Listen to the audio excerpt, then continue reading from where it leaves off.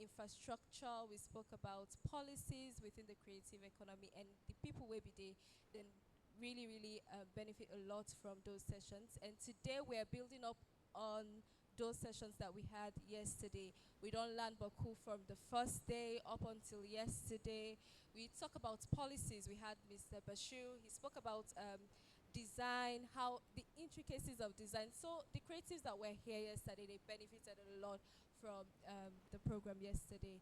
So can anybody care to tell me whether or not they are creative? We got any creatives in this room?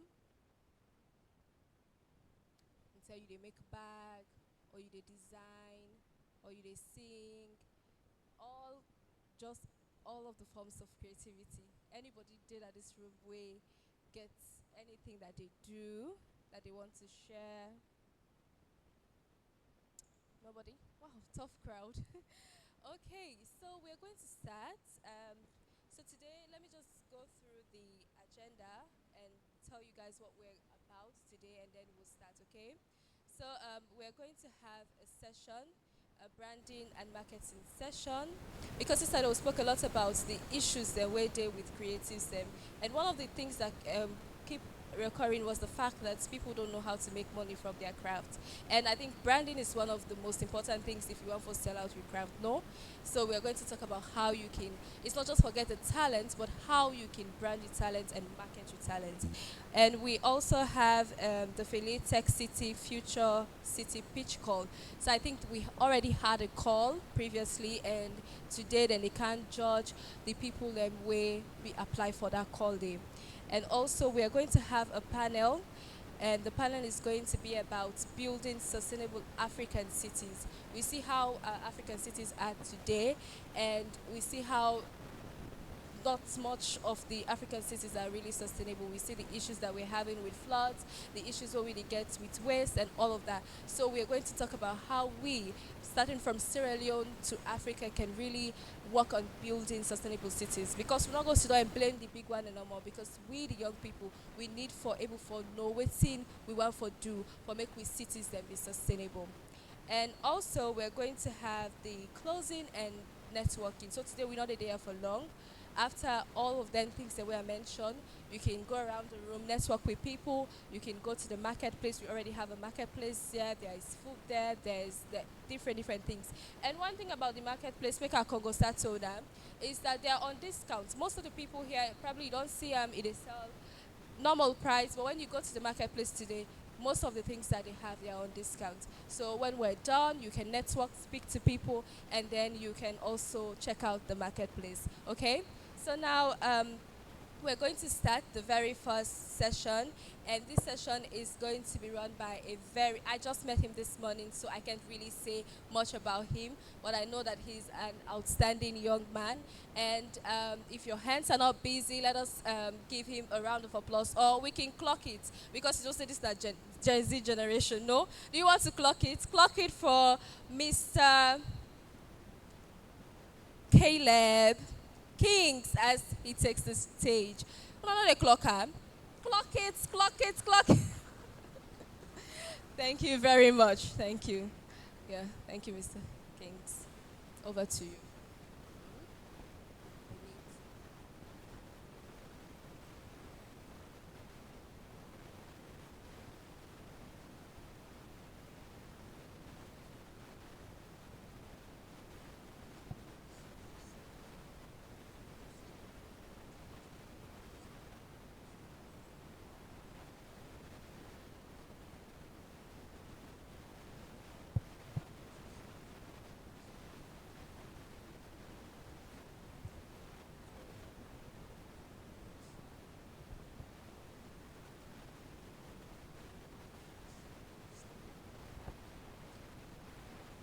Good morning, everyone. Hmm?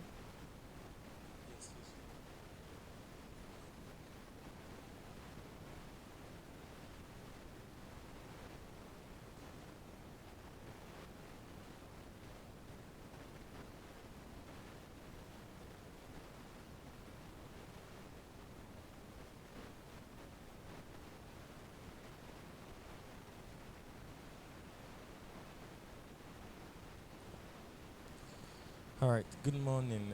Good afternoon. I think it's already afternoon.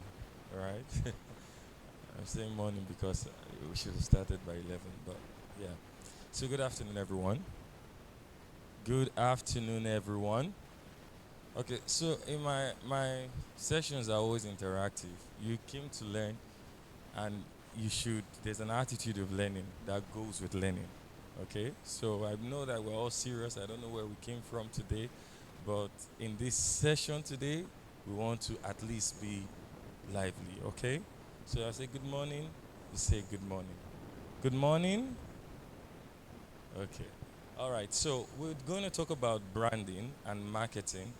Most times, one of the key things I found out and we have identified in Sierra Leone is that most brands do not really, or most businesses, most creatives do not necessarily know how to turn their creative um, skills into a brand or their business into a business and into a proper brand.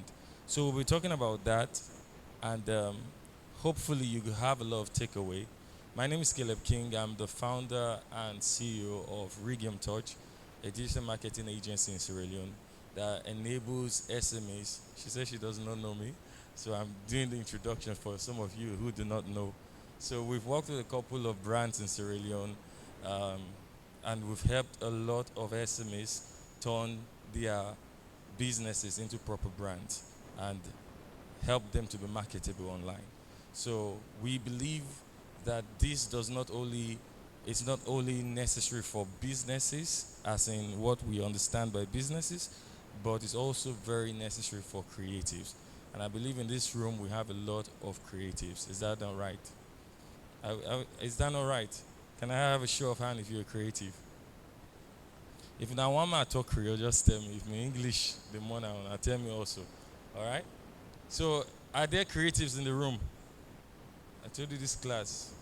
This is a very interactive session. All right. That's how I roll. Please.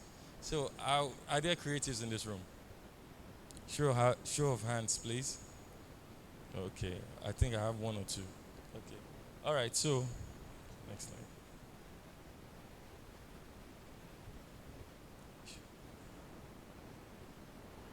All right. So this workshop literally is going. You're going to learn four things. We're going to be looking about knowing your brand and building a digital presence, as well as packaging, package and price, which is very um, important. Okay, and a 60-second speech. So it means that you're gonna, after you learn, you're gonna actually have the opportunity to give us a 60-second speech. Okay, all right. So we want to meet each other. Okay, properly. I want to know what you create. I want to know what you're currently earning from your craft. I also want to know, and I believe we also want to know what uh, is a thing you struggle as a creative. What do you struggle with as a creative? So it's going to now. I'm going to now ask you questions. Okay, so every one of us will actually have to like um, tell us what you do. You tell us what you currently. Well, if you're not earning anything, say I'm not earning. And if you don't want to show the exact figure, it's also fine. But just say something around that. But most importantly, we want to know what you struggle with as a creative. Is that okay? All right. So, who wants to volunteer for us? Show of hand. We're starting with the volunteers, and then we'll give you the mic to talk. We just want to just run through this. At least three people. So let's start with the volunteer, please.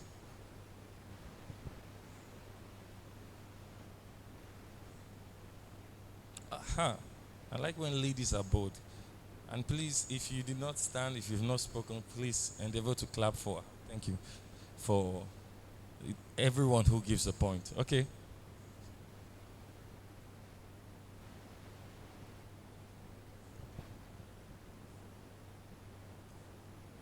Everyone. My name is Mayama Bangwa. I'm a staff at Christex Foundation doing storyboard and communication. I know how to draw. My talent is drawing. So I struggle while drawing if the place is noisy. Sometimes I don't focus on the drawing that much. But if I'm sitting in a quiet place, I will make a perfect drawing. I don't know if you have question for me. All right, so it's fine. We want to we want to know what you do. So technically, you say you're an artist, you draw, and have you currently been earning through your artistic skills? Yes, Okay, is it in but dollars not or that in euros? fast, not every Okay, day. all right. Go back. When we speak about struggle, exactly, say you struggle when you're in quiet places and where the places are not quiet. Yeah. All right, that's fine. Please, can we put our hands together for her? Thank you. Someone else?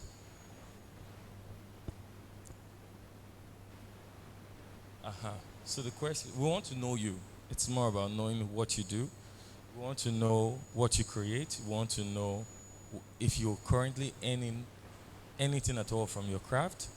And we also want to know what is the one thing you struggle with as a creative. All right? Okay, so I like the fact that ladies are bold in this room because usually it's not like that. So we want to get one more person who willingly stands up and says, I want to talk about my business. Okay, so like I said, I'm going to point you out now. This is where I have to point people out. So this time around, I need a gent to talk. Okay, so can you please give the mic to brother over here?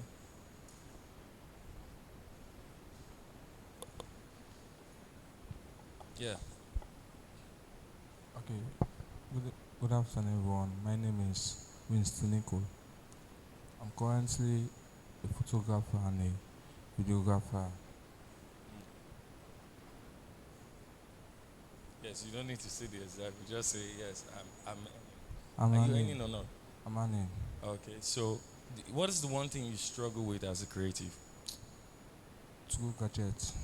What? Gadgets. Oh, gadget. Limited. You need more gadget. Okay. All right. Can we? Your name, please. Winston Nicole. Wistinico. Please, can we put our hands together for Wistinico? Okay. We need one other person.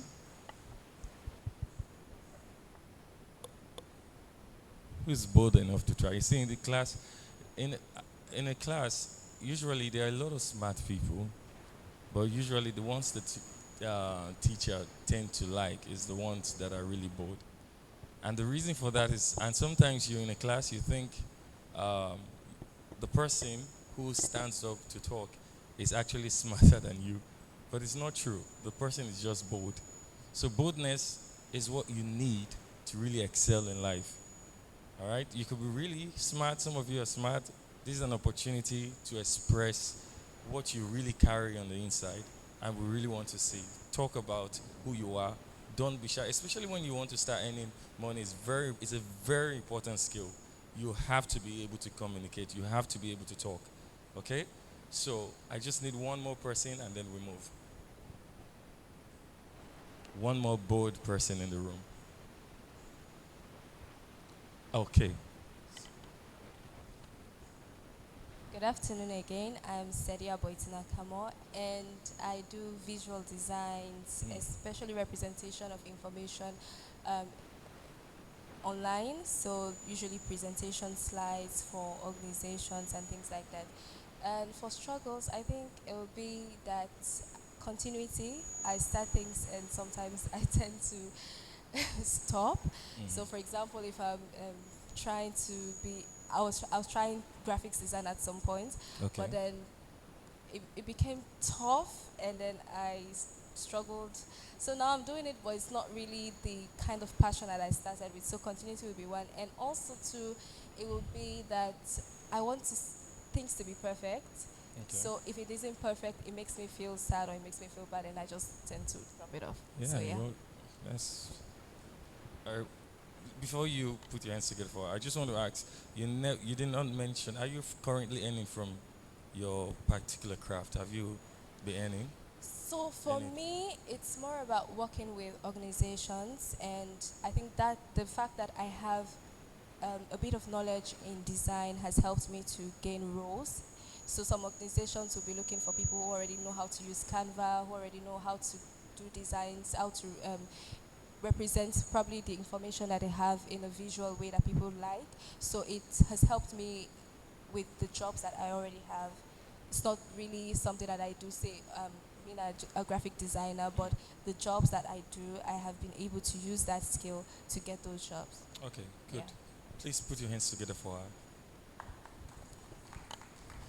Okay, so the reason for this is because one of the key things, a lot of times creative have, in Sierra Leone for example, we have a lot of creatives that have brilliant skill sets, they can do amazing things, but yet they have not been able to really transform what they are able to do into a proper business. And this is the reason why this session is important, because you want to be able to earn from what you are able to do. Okay? It's one thing to have a skill, and it's one thing to turn that skill into a business. Next slide. So, knowing your brand, we're going to talk about knowing your brand. Knowing your brand is very important. It's what makes you different, and it's actually your biggest asset. Okay? What is a brand? Does anybody understand what a brand is? Have you heard the word brand before? I've been talking about brand. What is a brand? We all know what a brand is, eh? Okay, we don't know what a brand is. All right, so a brand is how people perceive you. It's how it's. We all know the brand Apple, and if this time around we don't say anything, I'll know that probably we just. Do you know the brand Apple? Yes. Do we know? Give me feedback, please. Do we know? Thank you. Do you know of Samsung? Thank you. What other brands, major brands do you know globally, or do you know in Sierra Leone? Anyone, just mention. I just want people to mention a few. Huh? Send me. Okay. Send me. Okay. Anyone else? Hmm? Y- Mocha. Anybody else? Not you this time around. Okay. Anybody else? Hmm? Vault. So you see Vault, you see Orange, you see Africell, and these not brands. Huh? You have a telecommunication company in Sierra Leone. Is it just one we have? We have several, right? We have up to three or four. Three, if I'm yes, three. Do they all look the same? Hmm? You can tell each from each other, right? You can tell Orange from um, Africell, and you can tell Africell from what? QCell. Why is that? It's because they have a brand identity, and it's what differentiates them from each other.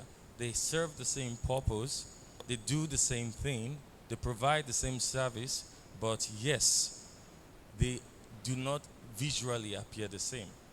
And you connect with them differently. Okay? The way people connect with brands like Orange is different from how they connect with Africell. And the differentiating factor is that they have successfully um, produced what we call, and what we're talking about, which is brand. They've done a proper branding. So you can see from Orange. Orange is what's the color of orange again? It's orange. Orange is orange, and then you see Africell with what? The color what? So when we talk about color what? Purple, right? The logos are also different, right? These are all the brand visuals. But when we talk about them being a brand, it's how you really, as a customer, or how their customer really connects with them. When we talk about Apple, for example, they are they provide they do the iPhone, Samsung does the iPhone, and then you also have this brand, a very amazing brand. They provide cheap phones for people who can't afford. itel itel, right? Techno. So the feeling I get from hearing Apple is not the same I get from um, Techno. And the reason for that is they provide the same thing. They give phones, they provide phones as a service, as a product. But we associate a more premium feel comes from, goes towards which of these brands that I've mentioned. When you talk about, so, when you talk about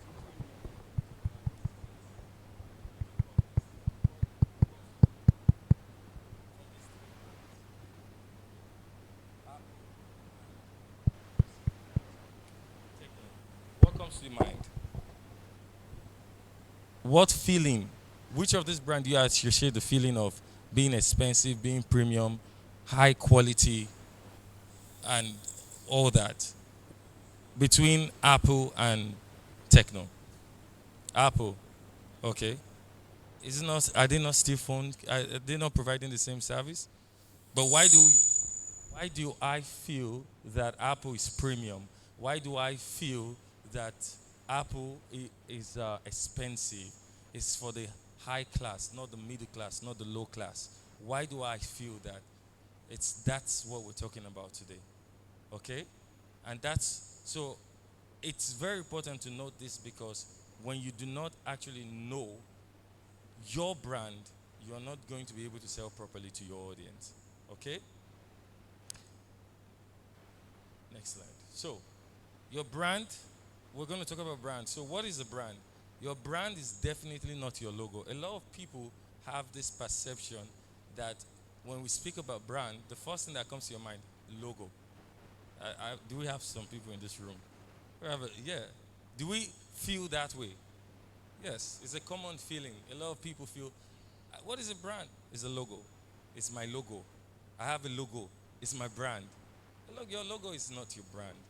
Your logo is part of your brand vision, but it's not your brand. Your brand, like I said, is what people feel when they think of you. So you have to sit down and think about what do you want people to feel when they hear your brand?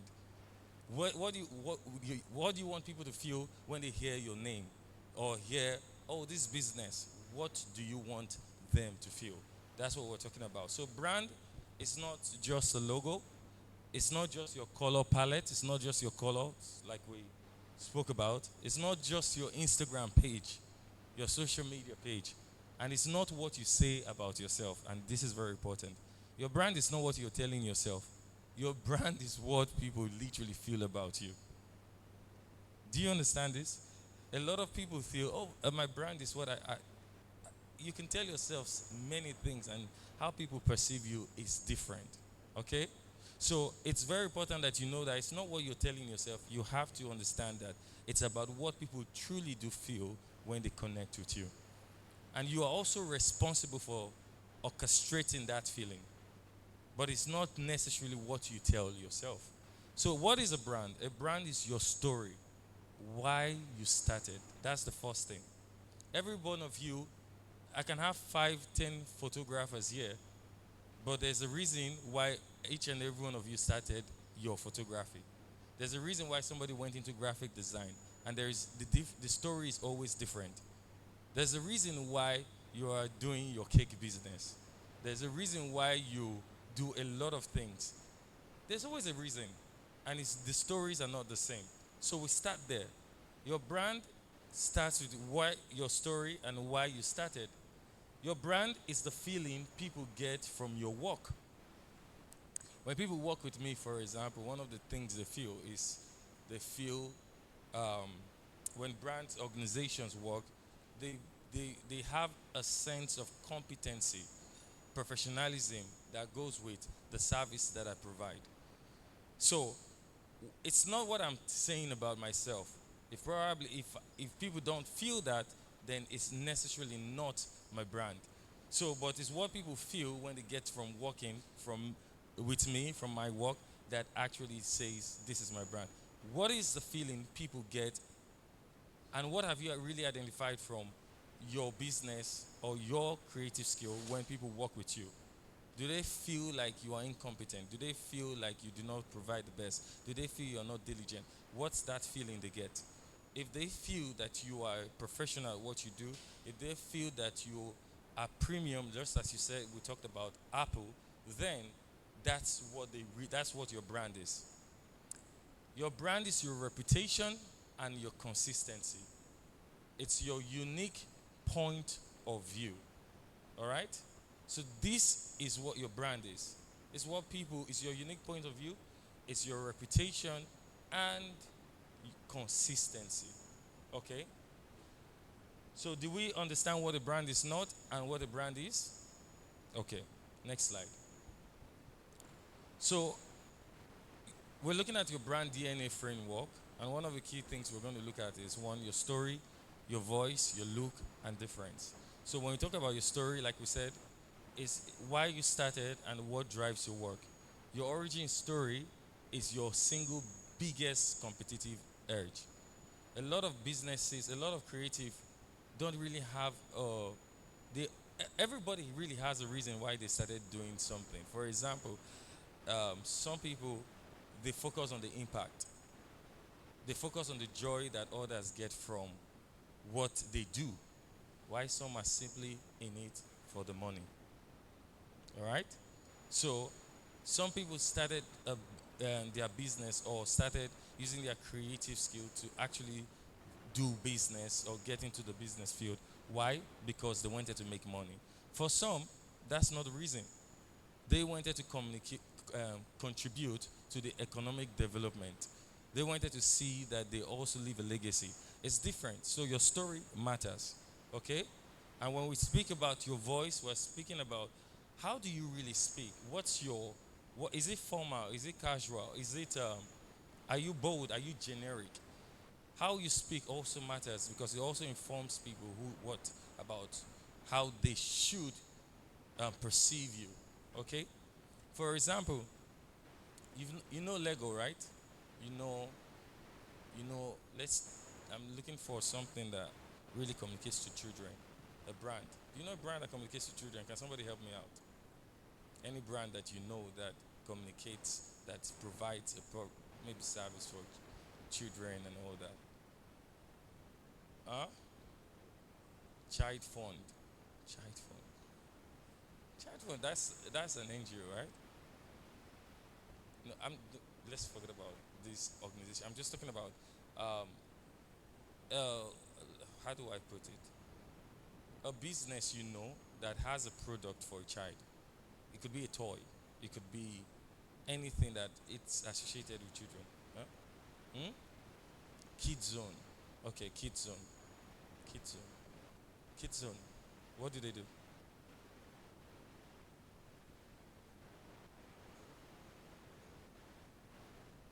Okay, they sell kid. All right. Okay. So, Kids Zone in their communication, it's well, I don't know much about Kids Zone, but but that's one brand they sell. If how many of us know Kids Zone? I don't know them, so I can't speak much.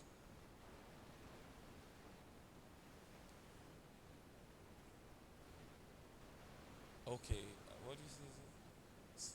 Oh, Cerilac. Okay, Cerilac, for example. The voice of Cerilac, for example, I think we're all familiar with Cerilac. Yeah. And okay, like the Disney, yeah, Disney Plus. Yes, that's good. It's very, very good to know. So let's talk about their voicing, for example.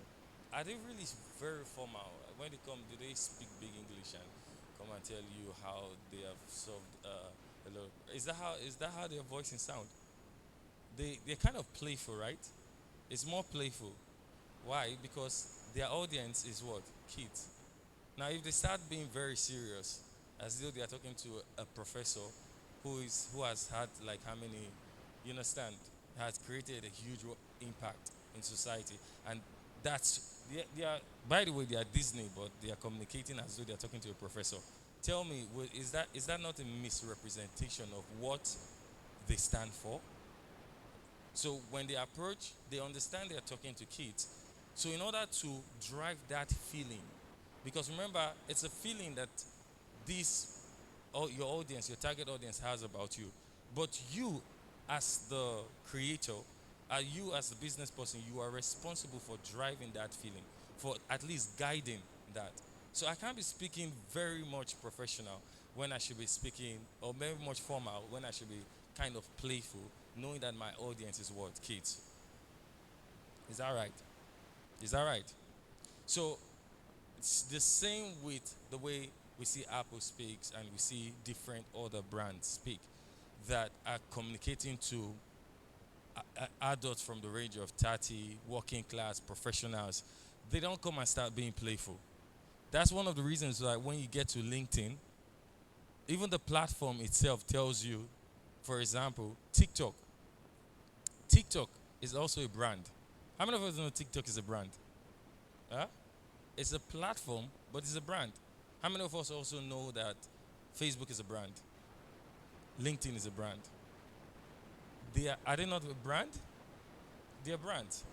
The way LinkedIn positions itself and the way people communicate on LinkedIn is far different from how they communicate on TikTok. Because TikTok is designed to be edutainment. In other words, it's a fusion of education and entertainment. So, and it's targeted towards the younger generation. That's why you find a lot of Gen Zs are on TikTok. But then, if I carry the way people talk, people can just come online and say whatever they want to say on TikTok. But you can't do that on LinkedIn. How many of you know what LinkedIn is? Okay, few hands. So LinkedIn is a professional version that of is a platform that allows businesses, professionals to connect with each other as well as get jobs. So I'm looking for a job. Most people on LinkedIn they are looking for a job. So when they go there, they don't talk like how they talk on TikTok. If they want to sell, if someone on LinkedIn wants to say I sell um, cars, for example, they're not going to put it that way. They are going to describe themselves in a way that when you hear them, you wonder, is this not the same Balongo that stays in the same place I stay? No, is this not? No, because on LinkedIn he understands that I'm not supposed to just say, is this not sorry? Sorry, 90. No, because LinkedIn says the platform in itself, the brand LinkedIn has created a perception where people that tend to go on their platform tend to be professionals in what they do and even in their speaking. Okay, they get so it's different from TikTok. It's different from TikTok is different from Facebook. Those that are on Instagram, they are also different. All right, Instagram are not Facebook people. Mm. All right, Facebook is Bogo Jama. A lot of people, but when we talk about Instagram, that's why you find out the same. If you create the same videos you create on TikTok, for example, it's not the same way you create on Instagram. Nobody. It's not that anybody is telling anybody what to do, but everybody is knowing what to do. Why? Because the brand itself has position has. That's what branding is all about. All right. So it's about. This is why it's very important that how you speak also creates how people feel. It creates an emotion about how people feel about your brand. So if I want people to feel, I'm not going to tell them what to do, but if I really want people to feel like how they will feel on LinkedIn, then I have to be able to understand that how I communicate is also very important. All right? The way TikTok communicates to us is different from how LinkedIn communicates to us. That's why when we get on the platform, we behave ourselves there because we have a perception about them already. So it's the same way you are responsible to guide that. All right. So your voicing matters. Are you bold? Are you gentle? Uh, what's your Are you?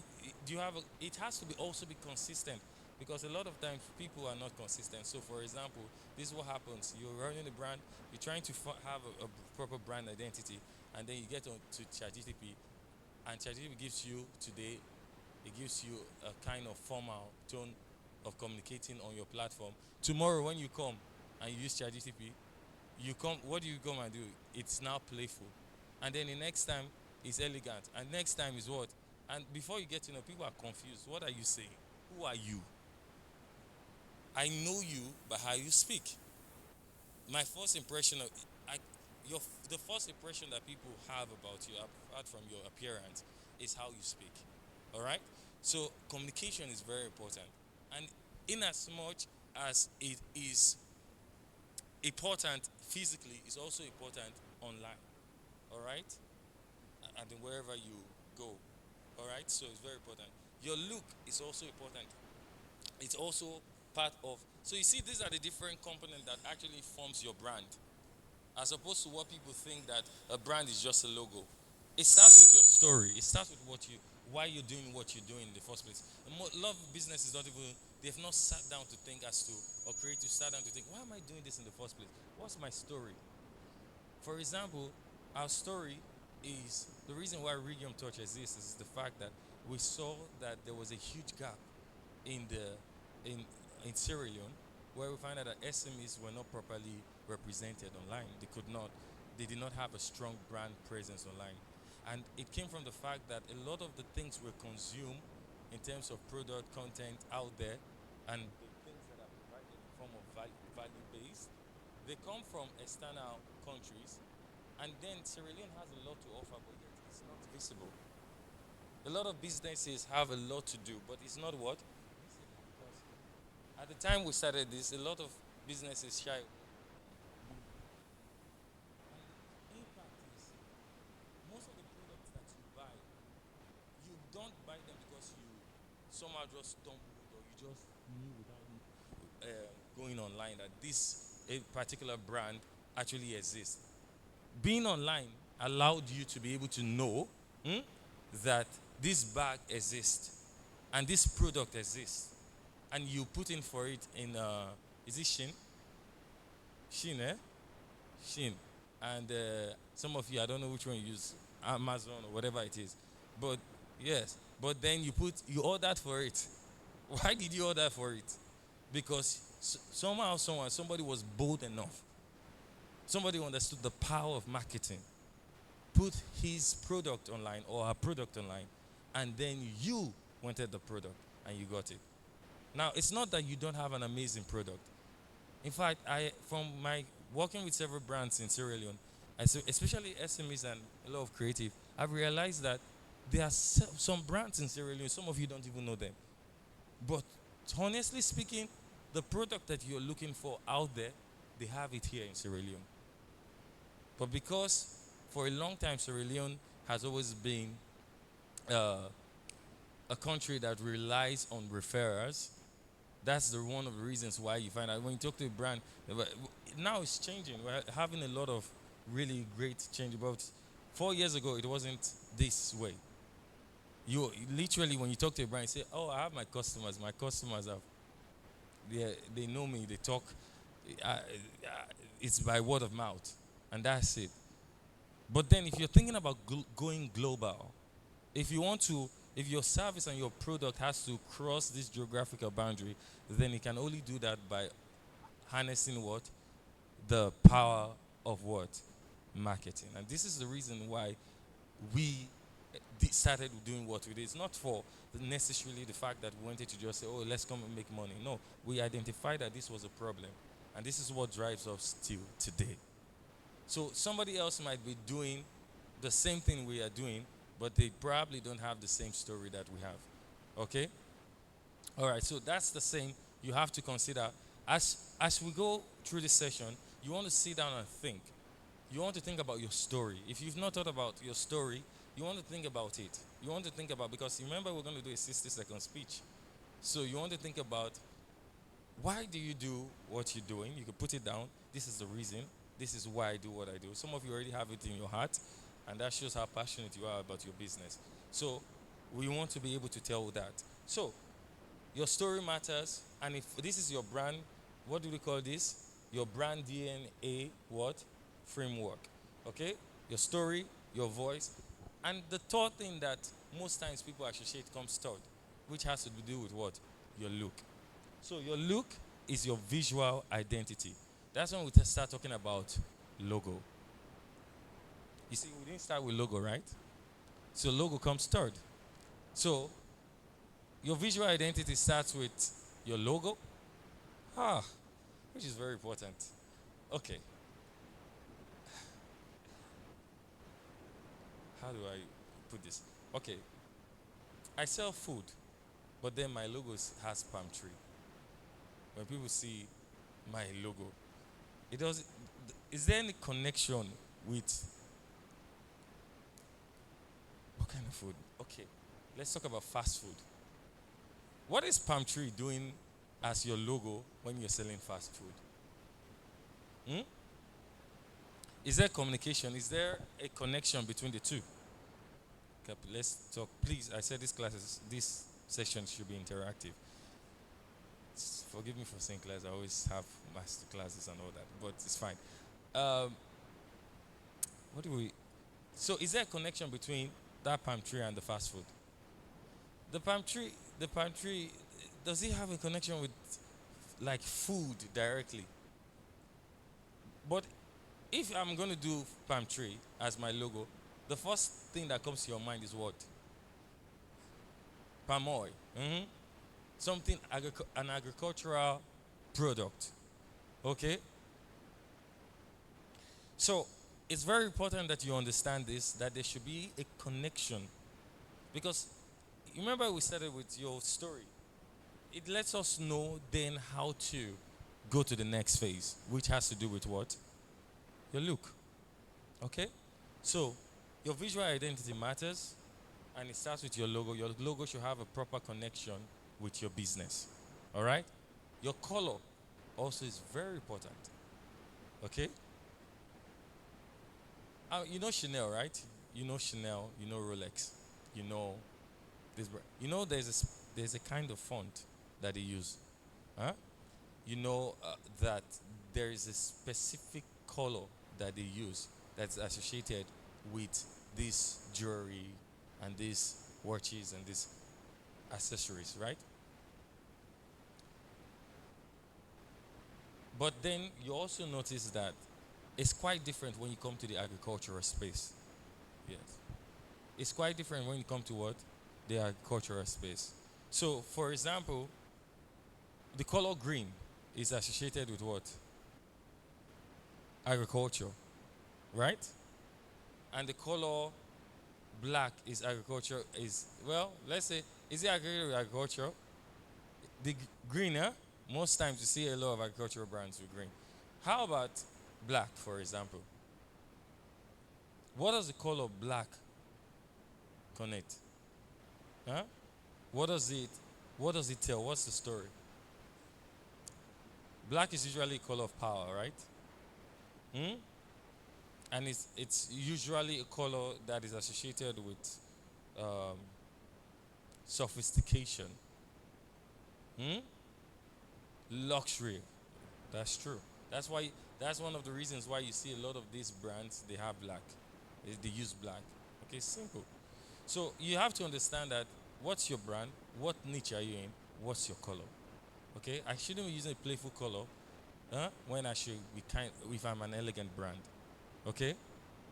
Okay, so that is very important, and also the typography that you use is also important because it tells people who you are. So there are fonts that just talk about luxury, and there are fonts for tech, so different fields. So this is the difference that makes your client literally choose you. At the end of the day, your client will want to work with you based on how they've perceived you. If there's a disconnect between your brand, it's not going to be something that really enforces your audience to work with you, right? Or your target audience to work with you. Next. All right, so this is what you're going to do for today. I need you to One, write down your mission statement. And your mission statement is, we help who? We help. Who do you help? To do what? So that you can get what result? So we help, in bracket, it should be, who do you help? We help businesses to to do what? Should be in the middle, and then you have the result so that they can achieve this result. Okay? Does it make sense? Okay? And then you want to also describe who your dream client is. I know we all have dream clients, right? You have a dream client. Who I don't know who your dream client is, but you know who your dream client is.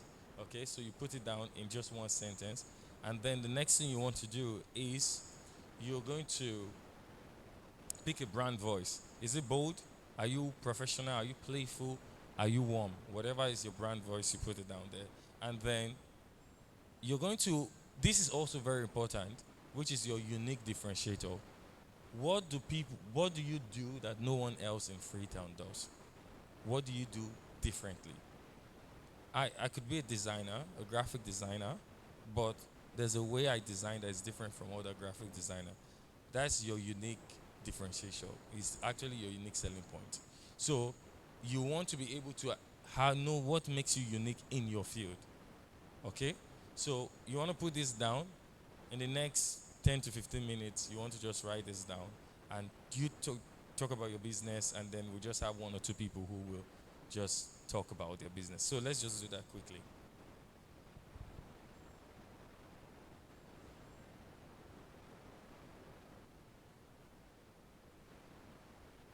So as a creative, it doesn't really matter because your creative skill is also a business. So when I use the word business, it also implies to you as a creative, because that's the whole point.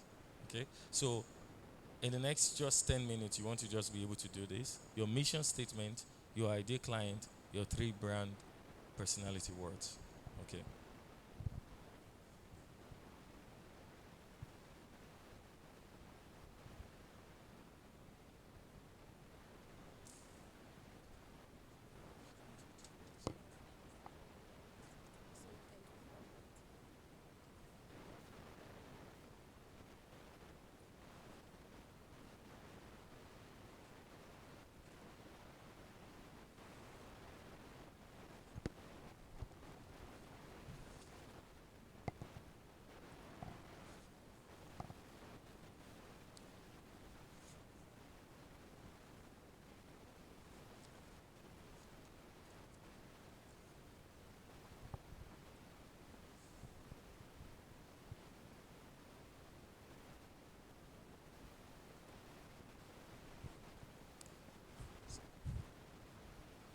So randomly, randomly.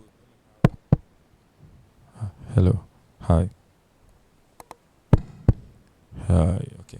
So we'll pick anybody to actually talk. So anybody from the audience.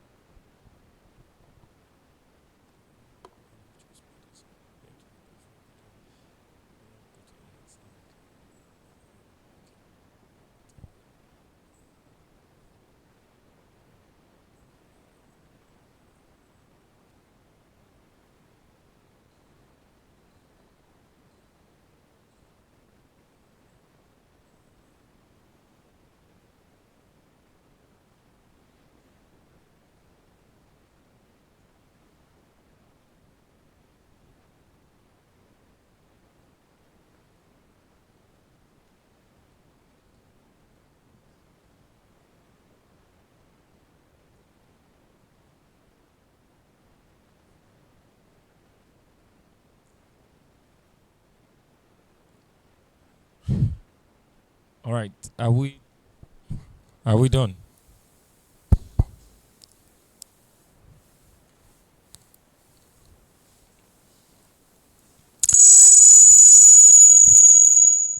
All right. Is there someone who are we done? How many of us are done? Show of hands, please. All right. Okay, one person. Okay, so let's. Why others are trying to put something down? Just want to hear from the lady over there. Can you please help her with the mic? Thank you.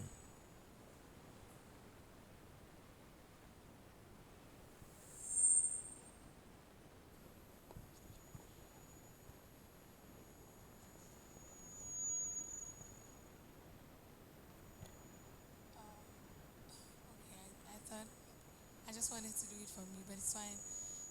First of all, thank you for just helping us understand exactly um, what you need to set out your brand so that people can understand what you do. So for me, I'm a creative, I'm a singer, Your name, and please. oh, sorry, my name is Tracy Jack Deering, and I am a singer songwriter for the purpose of this meeting. And I think from what you asked, my mission statement would be to bring people to a place of love, like deep feeling or emotions, like rich storytelling and reflection. So basically, that's what I intend, or that's what I do with my music. And my ideal clients will be weddings, for like weddings, or like um, say couple, someone's doing a proposal, and also for like professional events. So people who host like conferences like this, and other like professional setting, maybe networking events like this and things like that. So that's because I do sing acoustic, simple, more of like my vocals. And I would brand myself in three words, like warm, soft, and a professional feel. And what's something that's unique to me that I don't, well, I think there are people who do that, but not as much, because definitely I'll highlight a singer like Donny Major. We kind of like a female version, because I do acoustics and things like that. So I think I sing R&B, but with Creole lyrics and things like that. So also using this platform to say that watch out for me soon, and I'm just gonna incorporate everything I've learned. So thank you. All right. Please, can you put your hands together for her? Please, if you put your hands together for her. Thank you. So one of the key things you found out how she was able to differentiate, um, give a proper mission statement about who she really helps, and then in terms of her ideal client, this is where you get to know that even music is a business. Your ability to sing is not just an artistic gift; it could be used for to make money, to turn it into a business, and successfully she's been able to identify where and who our client, ideal client is. So I think that's and also for your unique differentiator, which I think is very key, is the fact that you say you're able to do R&B and then you use Creole and all that, which makes it different. So I think that's a good one and a very beautiful um, work done on that. So, anybody else?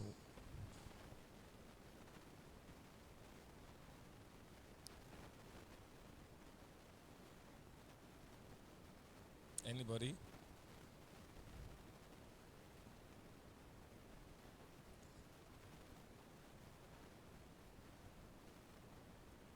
Like I said, we'll definitely have to pick one person. So I'm just looking for the brave one. Okay.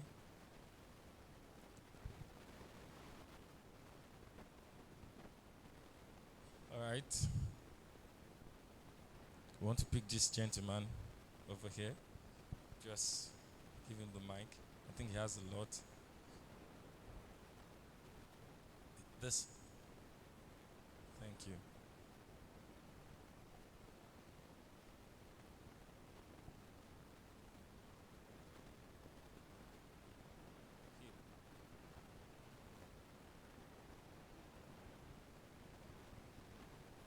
Good afternoon, everyone.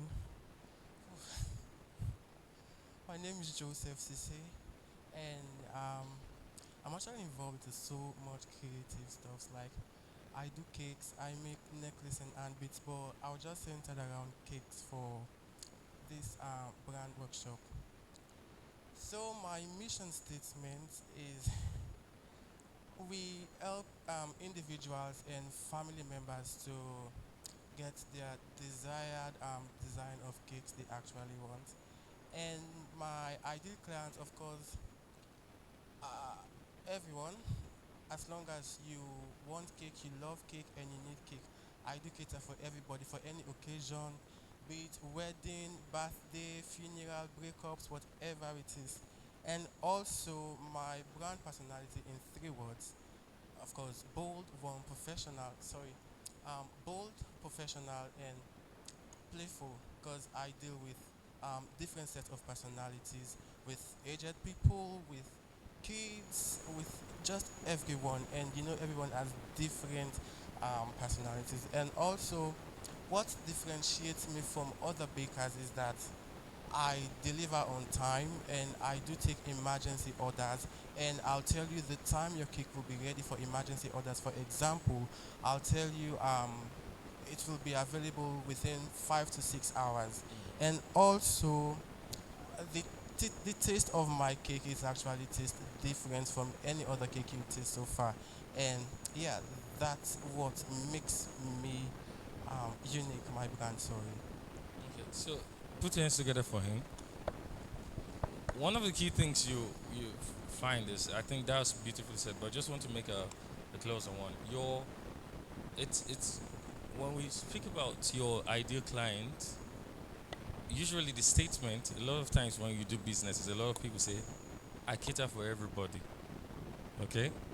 But that statement is not technically true. You cater for people that are actually interested in your business. So you said for, and I like the way you ended it, and which means you said, I create for anyone who is a cake lover and who wants cake. So that is your audience. The word everyone is nobody. If I cater for everybody, it's nobody. Actually, I'm catering for nobody. So it's very important in what you write down and what when you're trying to represent, kind of form your brand DNA framework, that you know exactly who your brand is. So just like you said, your brand, for example, he sells cake. His target audience is what? Cake lovers. All right.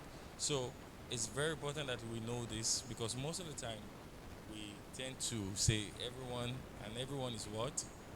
Everyone is what? Everyone is nobody. All right. So just need one more person, and then we'll wrap this session. One more person. So mind you, why we're doing this is for you to be able to live with a precise knowledge on how you can actually communicate clearly, yeah, what your brand is, who you serve, and how do you serve them. And I also like the fact that from the two speakers, they were able to tell you that, okay, well, this is my unique differentiator. He said also that in terms of emergency orders, he ensures that you get it right. He gets your customers can get their delivery, huh? Even in the case of emergency. And a lot of people, they don't get a yagbana salon. Eh? Emergency, no, I'm not working. So it's something that most people will be looking for, and it's what really differentiates him. So the key things like this, little things like this, actually let you people have a right perspective about your brand, or a different or unique perspective about your brand. So we just want one more person. Okay, the gentleman over there.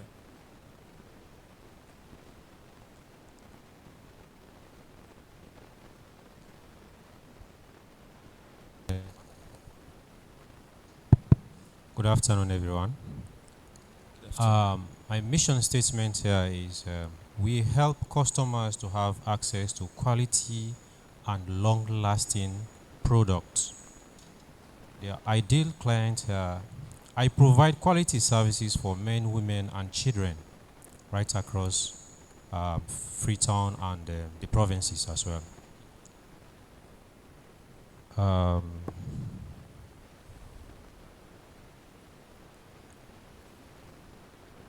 That's the ideal. Okay.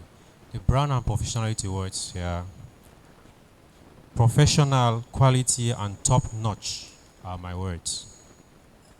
And unique difference. I provide free delivery services in the city and in the provinces as well. Free. Yes. Put your hands together for him.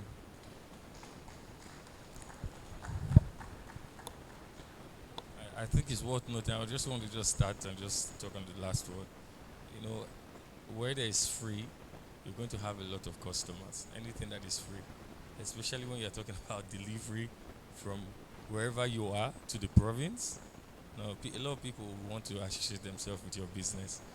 All right, so free delivery. That's a good one. I don't know how you do it, but it's a good one. And that where people are paying for delivery, you're giving people free. Wow. So I think you see why we talk about what differentiates you, your unique differentiator, is because it's literally responsible for why people will choose you. When we talk about this is one of the reasons why people are going to choose you over someone else.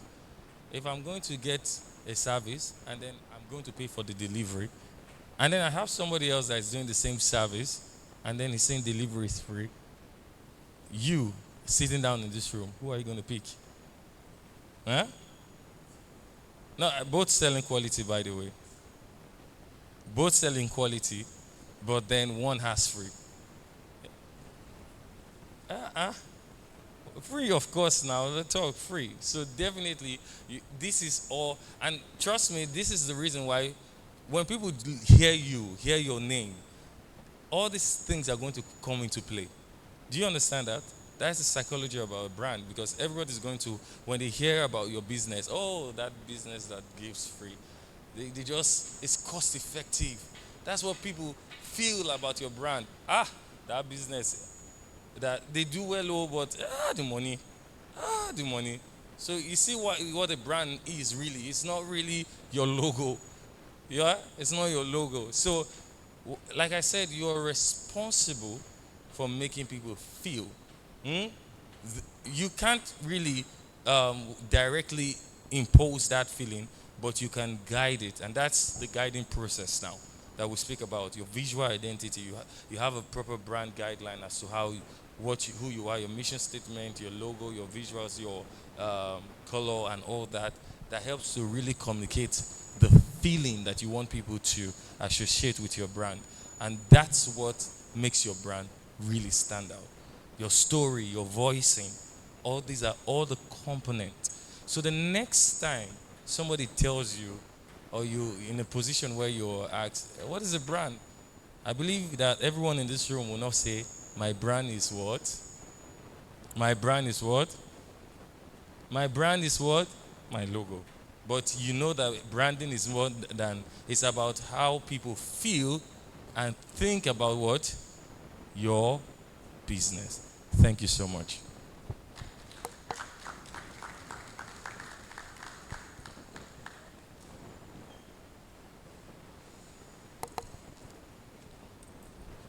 Okay, I think Mr. King deserves more than what we gave him. Let's just give him a round of applause, please. Thank you. Thank you, Mr. King. Yeah, so the creatives in this room, I think, say we don't know now how for make we brand eh? What's a logo no more? It's not just about your logo, it's also about how you make people feel and what people think about you. What makes you distinct from other people.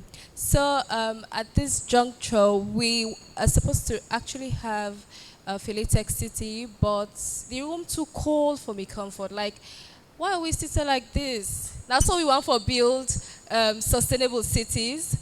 So we're going to have a quick networking session and relation with the marketplace. So we have like 5 minutes break, go talk to people, and then just go on the marketplace. There's so many things there where you can see, probably you want to buy, and then we come back in, and then we have Philatech City.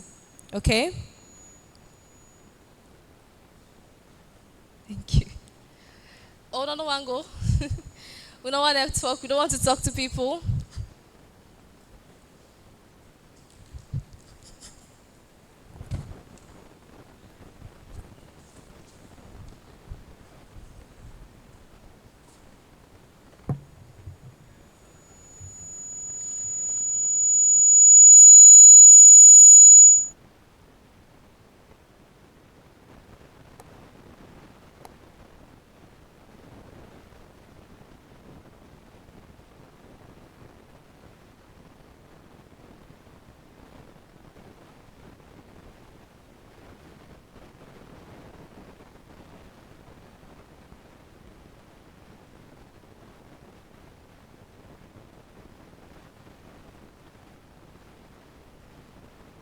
presenting their designs to all of you. And please feel free to comment because we want to hear everyone's vision, and later on we'll be hearing from the CEO of Felitech City, his own vision and how the work that has been done with the people who has submitted today will be will bring value to what he's doing. Thank you all very much and enjoy.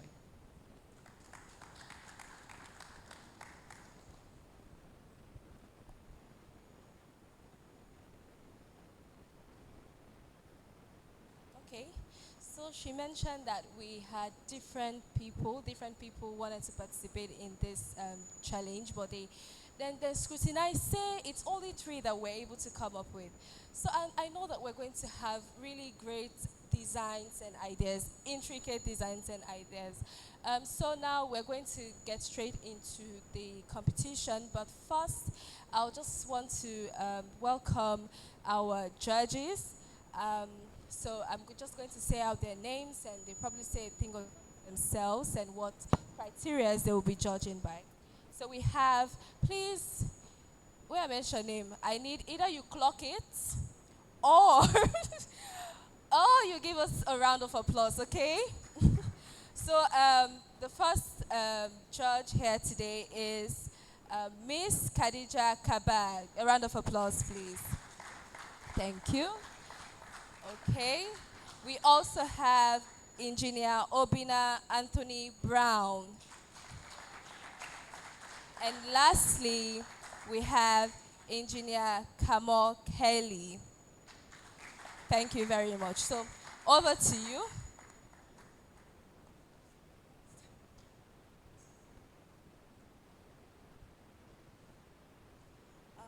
Hello everyone, I'm architect Khadija Kaba. It's a pleasure for you all to have me here today, and I am so happy we're taking steps towards this type of functions, as in the sense of trying to change the face of architecture in Sierra Leone and having new sustainable designs and development. I am so happy to be here. I am excited and I really want to see what you guys have come up with. But in that case, there are a couple of things I would want to mention that we would be looking for, that I would be looking for in particular. Well, I'll just go briefly over it, and definitely when we get to the judgments, and then we can go in depth about it. The first section would be sustainability, because that is something I feel like we need to grow towards and see how the world is changing. So we need to have to be able to do like sustainable designs and draw towards that. And another thing would be adaptation of the design to the environment in Sierra Leone. We want to see how it's possible to get to do that. And another would be functionality. And realistically, we would do designs.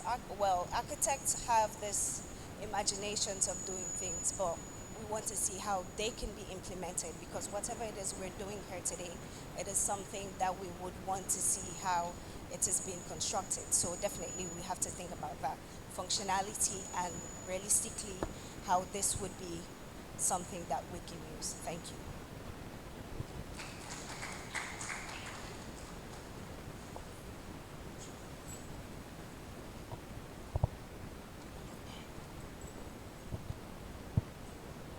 Hello, I'm Engineer Kamo Kaili.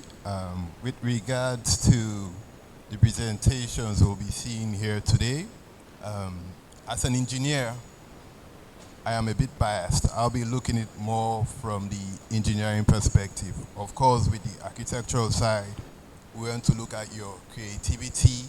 If you come up with some original ideas, we don't just want the basic things we see all around. And one important thing you always have to look into when you're doing structures, you have to look at the practicality. Are you using materials that are practical for our country, materials that we can procure here, materials that contractors can build here? Those are some of the things we'll be looking at too. We also have to look at the functionality of your building, how you design the spaces, how exactly the users will be using this space. It's something very important. We don't want something like a spaceship you put it down here and it's not really functional, you can't really use it. So we're looking at things that are practical.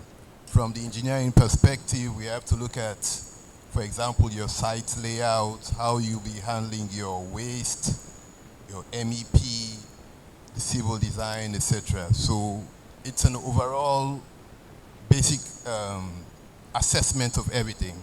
And also one thing I'll be looking at is also the quality of your presentations, how you carry out your ideas, how you express them to us. So these are some of the things I'll be looking for. I know my colleagues also be looking at that. So thank you, and I hope you all do a wonderful job. Thank you.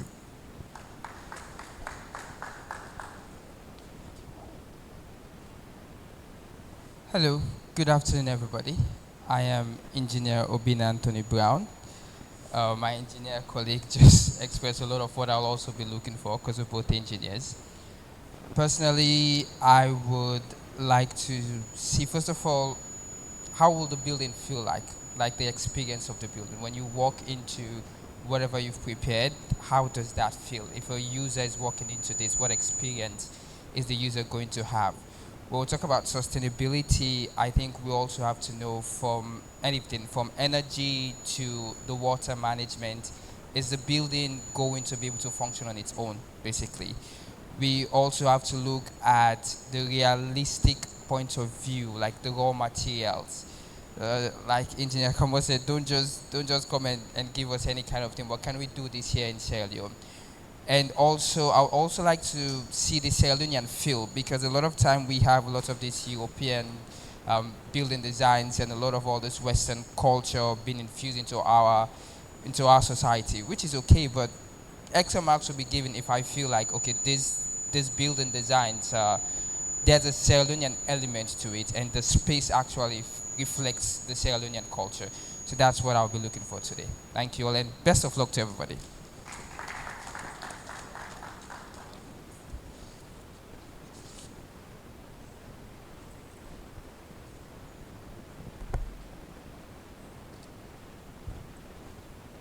So I think you already have the first theme ready. Who's the first theme? Let's draw. Because we already have a mechanism for that. So you choose one.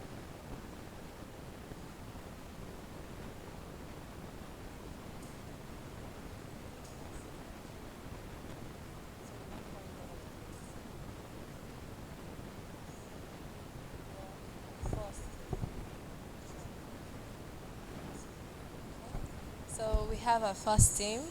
I think it will be best for you to introduce yourselves, okay? So we have our first team. And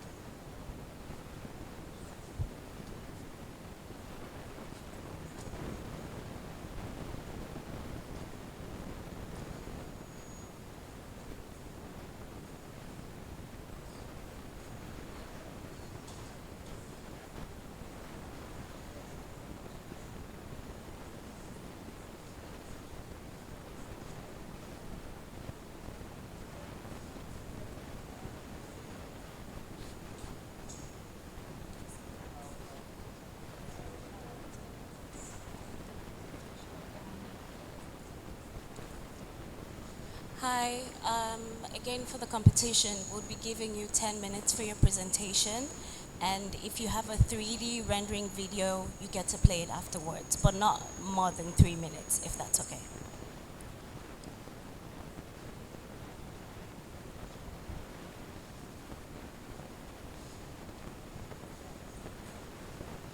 Hello, good afternoon, everybody. I'm Benson Thomas, and this is Joshua Akibo Jones. We are from Limco Queen University Innovation Hub. So,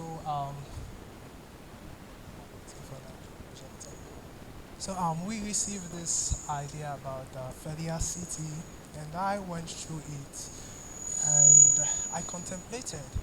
And then the first thing that made me accepted this idea was the key factors you guys were looking at in designing the city, which were the heritage, technology, and you guys were looking for a future city. So, personally for me, I related to this whole design project because of the heritage. Because I want a city, when you look at Sierra Leone, you see that Sierra Leone is moving in a direction where its heritage is losing. So I want a city wherein we can bring that heritage back and make that whosoever visits that city, whether it's local national or international national, they feel the warmth and they feel the heritage of Sierra Leone. They don't just see it as a smart city. So I decided to come up with my design, which is the living loom of Sierra Leone. So what brought me to the name was, loom is like something you use to weave things together, to bring things together. And based on what you guys are looking for, technology and heritage, it's like a weave. So I decided to weave all of those factors together, and that brought me to this name. So this is like the first design of our 15 acre, because that's the first phase you guys are looking for in terms of the design, which is divided into the 5 zones you guys are looking at. So go to the next slide. So basically, some of the things I looked at in terms of the Sierra Leonean heritage for people to feel that, oh, this is a Sierra Leonean city. It's not just a smart city. It's not Dubai. It's not Turkey. You understand? The heritage of Sierra Leone needs to align with technology. Okay? So basically, we look at things like how we can utilize old bodos. In Creole, the early days of Sierra Leone, we have a lot of bodos. And if you look at Sierra Leone now, you can see most of those things are fading away. And it's a strong part of our heritage. And then we look at Gara pathing. So this idea came up is implemented in terms of the design. So if you look at like the first zone in which we designed, which was the gateway, we look at the overhead design in entering the city. It's like a weaving design, like a Gara styling design. So that's like a Sierra Leonean implementation of it. And then we look at the country tree memory. So I decided to do this country tree because we can never have the main country tree back. You understand? So I decided to do this because the country tree has been a symbol of Sierra Leone for years. So, and then we look at, we implemented like a palaver space in terms of our design. I called it the palaver space. Meaning this is where people can go interact when they enter the city. After the gateway, they go interact around the country tree area, relax, have warmth, just be a typical Sierra Leonean and not lose our heritage in terms of technology. So basically, this is our whole design we decided to come up with. So these are the zones we looked at: gateway and transit, civic and commercial, innovation and research, knowledge and education, and of course the residential. So for the gateway, this is where you access the city, and you immediately feel the warmth. Go to the next slide. Okay, go back, sorry.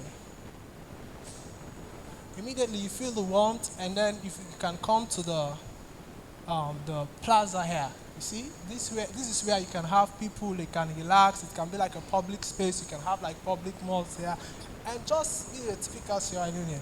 And then you have the innovation and research. These elements here, the innovation and research, knowledge and education. You can have here. You have innovation labs. You can construct innovation labs there, research labs, and then over there you have learning institutions. So these are way in which we are bringing together heritage and technology and make it feel like it's a Sierra Leonean city. So, and then, no, go back again, I'm sorry. And then for the residential area, this is where we're going to construct like the bodos in Creole buildings and make it feel like, oh, this is, it's not like the ancient bodos, as I keep calling them, but a little bit modern, but not away from the core of the housing we used to have back then. And then the next slide, please. So basically, this is like a user pathway.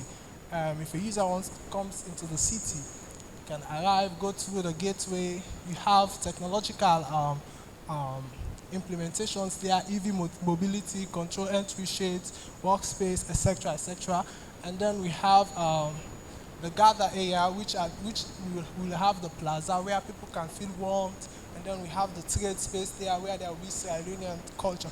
Just like if you go to Istanbul, I'm just citing an international example, okay? So immediately you leave the airport, you start seeing agricultural things and all of that. So that represents Turkey as a whole, because their main culture or foundation is about agriculture. So that's the same thing we are trying to do here with this of our living room project. Okay? And then user can go see learning facilities where we have advanced technologies, labs, etc. And then we have our residential area where you live, which is part of the phase 1 of the city. And then next slide, please. So basically, if we look at the gateway, which is the first part of the city, we have EV entry lanes, charging costs. Of course, if you go to most airports or gateways, you see all of this smart implementation. That's like implementing the technological aspect in terms of the city, inside the city, sorry. And then we have the pedestrian and cycle priority. We have smart entry control ports. These are all technological factors we decided to bring in. So basically, if you look at the top design of this gateway, it's rooted from one of our heritage, the weaving heritage, wherein people weave cloths, etc., etc. So let's go to the next slide, please. And then this is the civic and commercial plaza. So this is where you can come after the gateway. Sometimes you might be tired after traveling, etc. You can come relax. There will be kids playing around. It just feels Sierra Leone-like, okay? Where you have people sitting down, relaxing, do their small, as we call it in Creole, Kongosa. Those are all part of our culture, whether you like it or not, it's part of it. So we'll go to the next stage. And then this is like for us, the tech gurus. Okay, for us, the tech gurus, where we have our labs, etc. Okay, go to the next. And that's the innovation lab, where we have our innovative facilities, etc. Next. And this is the residential area where we have advanced bodos. So if you look at the aspect of sustainability, you can get these materials here, okay? And it has always been adaptable to our climate, okay? And then go to the next. And then I will go back. Yeah. And then for this aspect of the bodos, you can see how spacious. You can see how spacious and well planned it is. That will be part of the city implementation in terms of structure. That will limit things like flooding.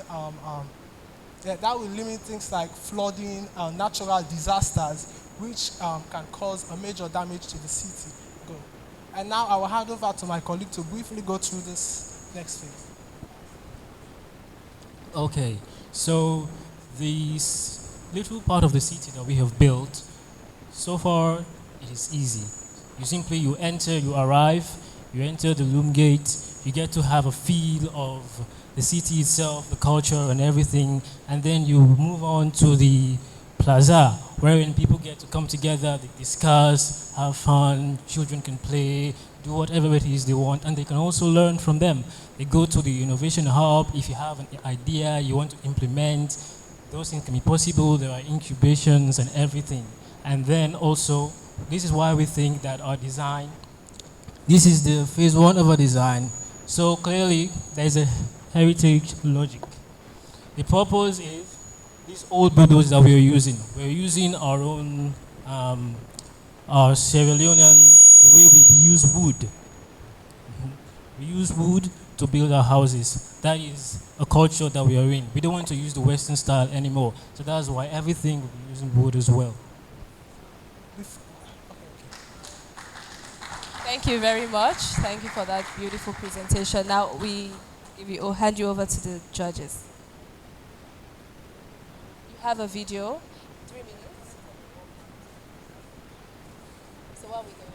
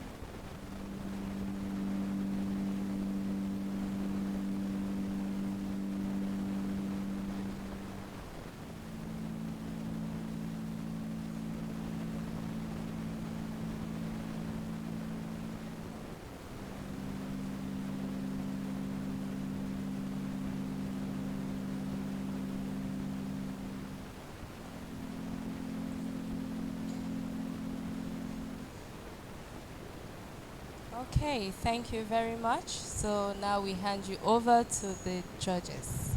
Thank you.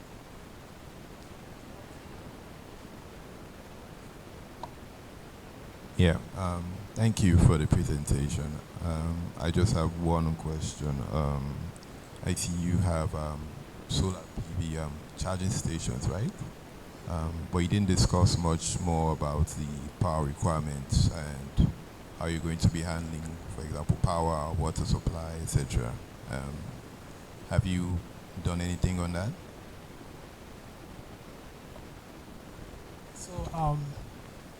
So that's why if you look at the gateway design at the top of the roof, it's a woven design wherein we can implement solar panels. It's a woven design wherein we can implement solar panels. That's one source we can get electricity for. And then again, what's the other question about? The water requirements. Just discuss how exactly you'll be doing that. Yeah, the water requirement. So basically, we cannot like implement our main source in phase one. Of course, you have to get water. But in terms of design, you cannot just have, how should I put it, a dam immediately you enter a city. It doesn't tell well design-wise. So basically, that will be part of our upcoming project in phase two, which will be connected to phase one as part of supplying the whole city. Because this is just the 15-acre portion of the city, as I understand from the project. So. Thank you.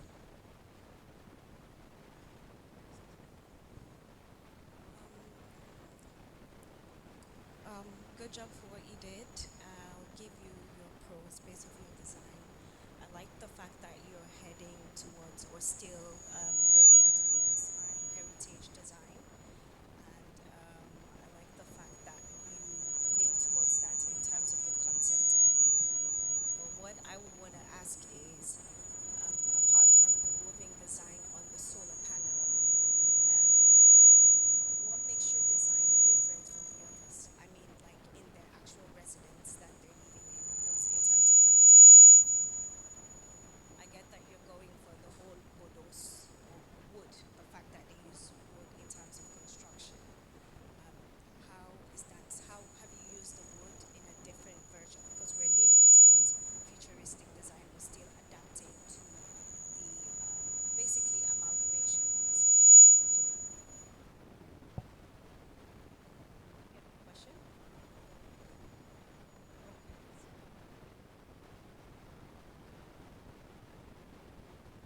My question to you is, I like the fact, well, first I'll give you your cards that you did the design leaning towards the whole approach of what we have as Sierra Leonean heritage. And I see that you're trying to blend that with the futuristic design. And you mentioned that you use wood or bodos as in terms of your residence. What I'm asking is, what is the futuristic design? Like, how did you blend it? What's the amalgamation between the futuristic design that we have and the old design that you're leaning towards? It's basically contemporary design, right? Or what's the contemporary aspect of it? Yeah, so thank you for the question. So it's a tricky question. So basically in designing, the first thing I placed into consideration was combination. That's why I came combination of certain elements, which I will state.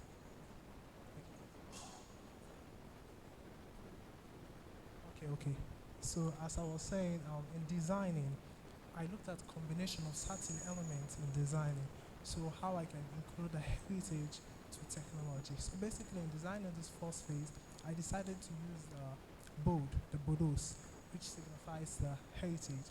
And of course, the technology comes in the road paths, the solar panel implementation, the street lights, the EV charging space, and a whole lot more, which is time consuming to state. So basically that was my ideology in terms of designing. And looking at the Bodos, I didn't opt for the typical Bodos we used to have back then. It's a little bit of advancement, but I didn't want to do an advancement in a way that it totally deviates from the originality. It becomes different. For example, if a Sierra or foreigner comes into the city and then says, oh, this city is beautiful, okay, now Bodos is, but yeah, it looks like Bodos, but it doesn't feel like Bodos. So that's what I placed as my difference in terms of the older residents. Thank you for answering my question. Okay. Okay, thank you very much. Lovely presentation. I love the fact that you put solar as the solution to your energy. But like you said, this is concept, so probably when you get to actually take into it, you'll see how interestingly complex using solar is going to be. But I have a question concerning the transportation network. I see you stated that people enter and then you drive into where you're going to stay, but you didn't make mention of how people move around the city. Is it a city that people are going to walk to, or is it a city that people are going to drive to? Like the road networks, I didn't see much of that presented here. So talk to me to your transportation. How do people move around the city? Do they take boats? Do they walk? Do they go to bike? What's the movement like? So thank you again for your question. So basically the structure of the transportation movement is quite simple. It's a woven movement wherein we decided to, wherein we decided to implement both vehicle path and pedestrian path for and also bicycle lanes, because if you look at the first design, the gateway design, there is a bicycle lane there which is part of the design. So yes, within the city also.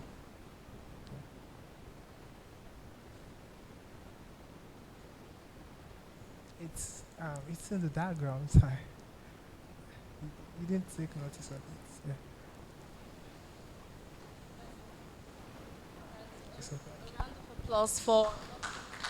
Benson and Joshua. Benson and Joshua. Thank you very much. Thank you very much. So now we are going to have the second team to roll out their presentation. And we have, round of applause please. We have Rose.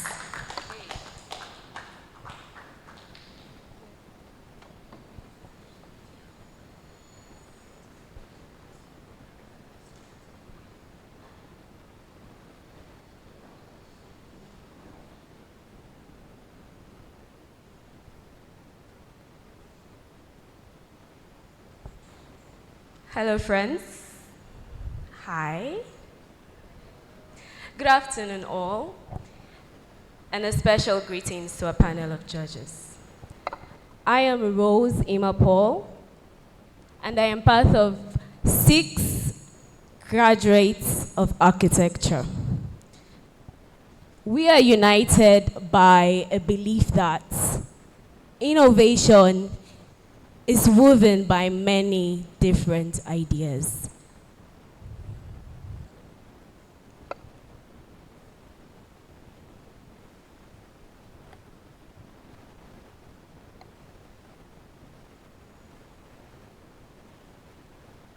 Come on now. The presentation, come on.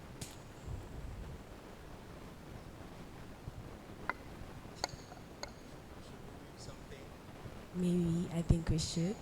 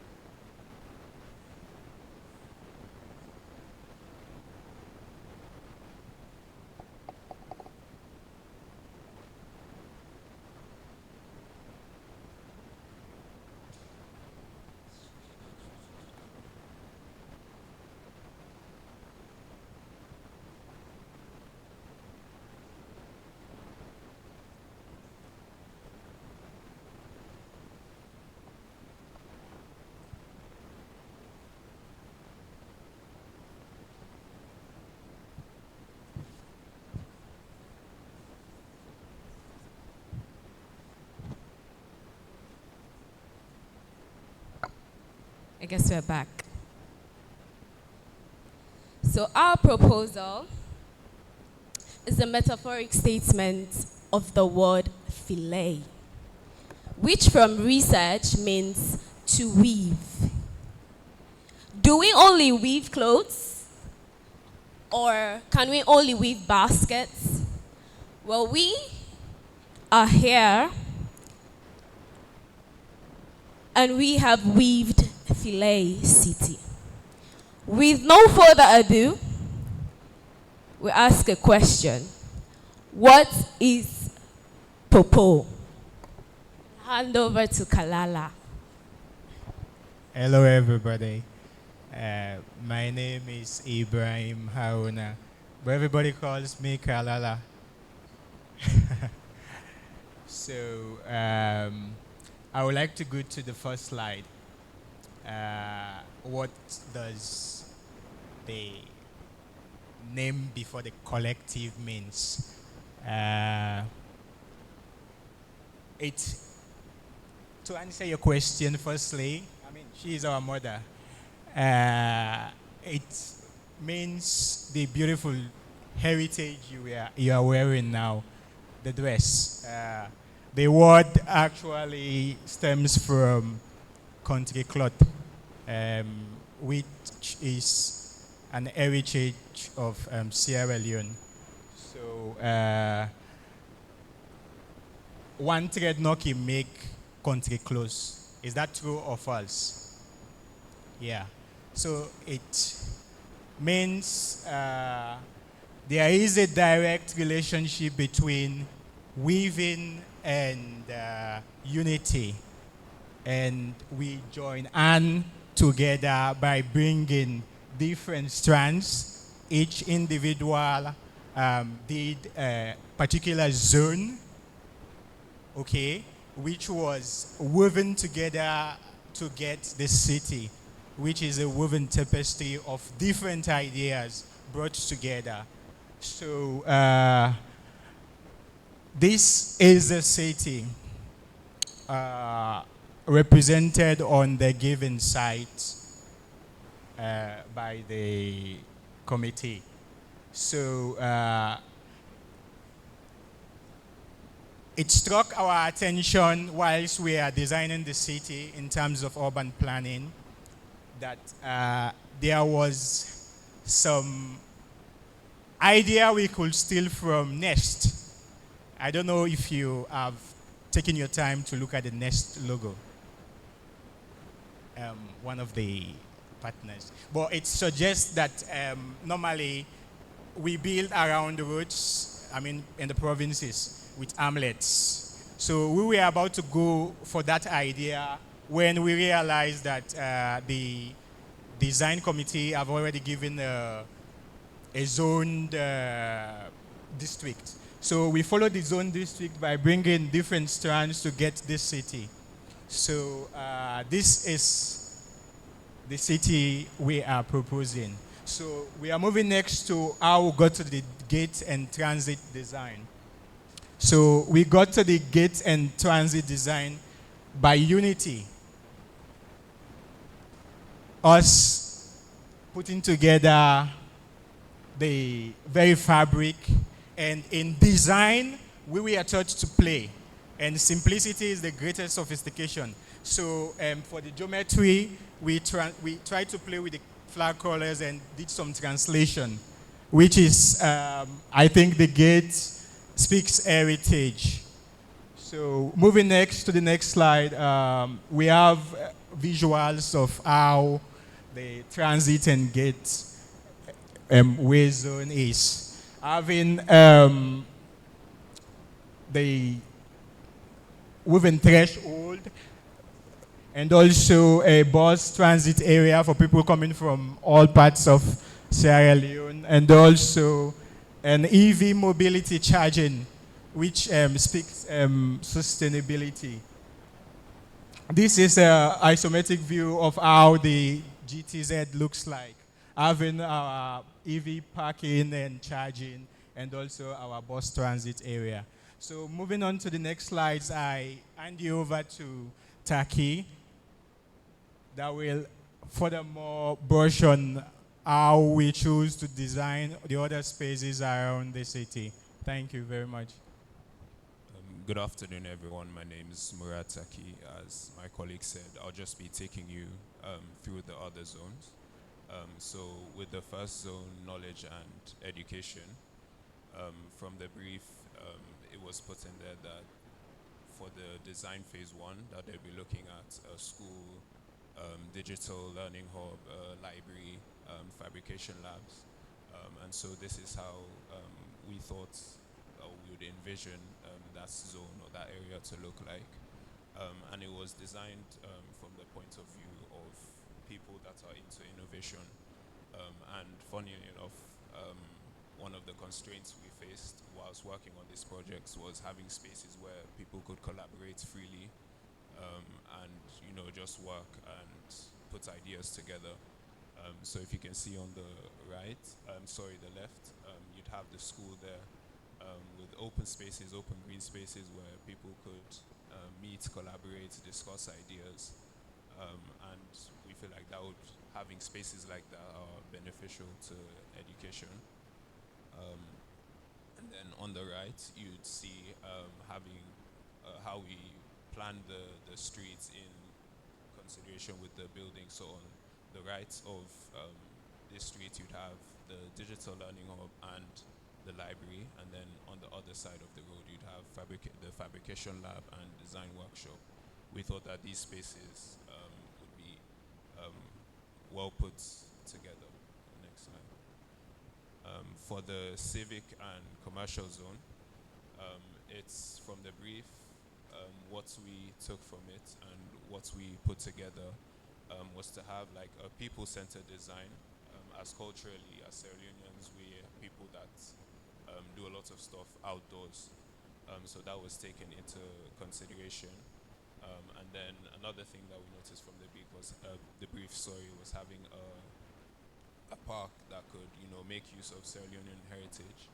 And what we decided to have in the middle of that park is like a central point. So we placed like an amphitheater that could host and display Sierra Leonean culture through music and arts and performances like that. The next slide. This is the innovation and research zone. And one of the main things from the brief was having a research park that would bring people together. If you notice from the conceptual image, we designed this with like a very Afrocentric vision using sustainable materials like bricks, having palm trees, having like thatch roofs, things like that would represent Sierra Leonean heritage. And then lastly, the residential zone. As you can see clearly here, it's like a courtyard space. That's something that would bring people together. And we designed the residential zone looking at affordable housing. So we came up with two concepts. One was like a container design that could be flexible and change through over the years, like the positions of the containers. And on the other side is one made of brick and timber. And then in the grand scheme of things, it is a tiny detail. But if you can see within this play area, like having a place to play essentially was very key for us. And having multi-sports courts inside these residential areas, I feel like would be quite good. And I was saying having playgrounds that we could use and recycle materials such as tires, and having like tired seating, something that Freetown Innovation Lab, one of the sponsors, does. As an example is here, having that in the playground and even using that to form like a play item essentially where kids could climb on that. So that's the holistic view of what we put together. Thank you.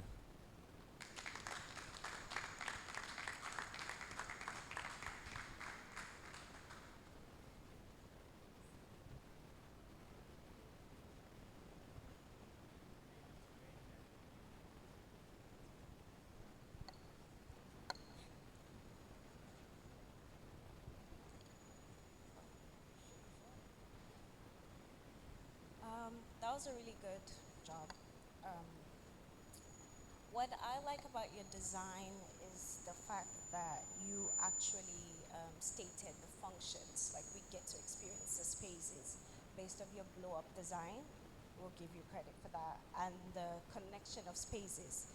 I like that you showed that you moved from one space to another and like show the flow with the residential and the communal spaces, the fact that you integrated spaces as well, which are like a playing ground, because those are spaces that I really had to find around. And my question to you would be, what is the practicality like in terms of construction of the woven bridge that you've done? Is it practical? Is it something, if you have a structural design based of that, did you do a structural design based of that, or it's something, what's the concept about? I get the concept, but how can that be constructed?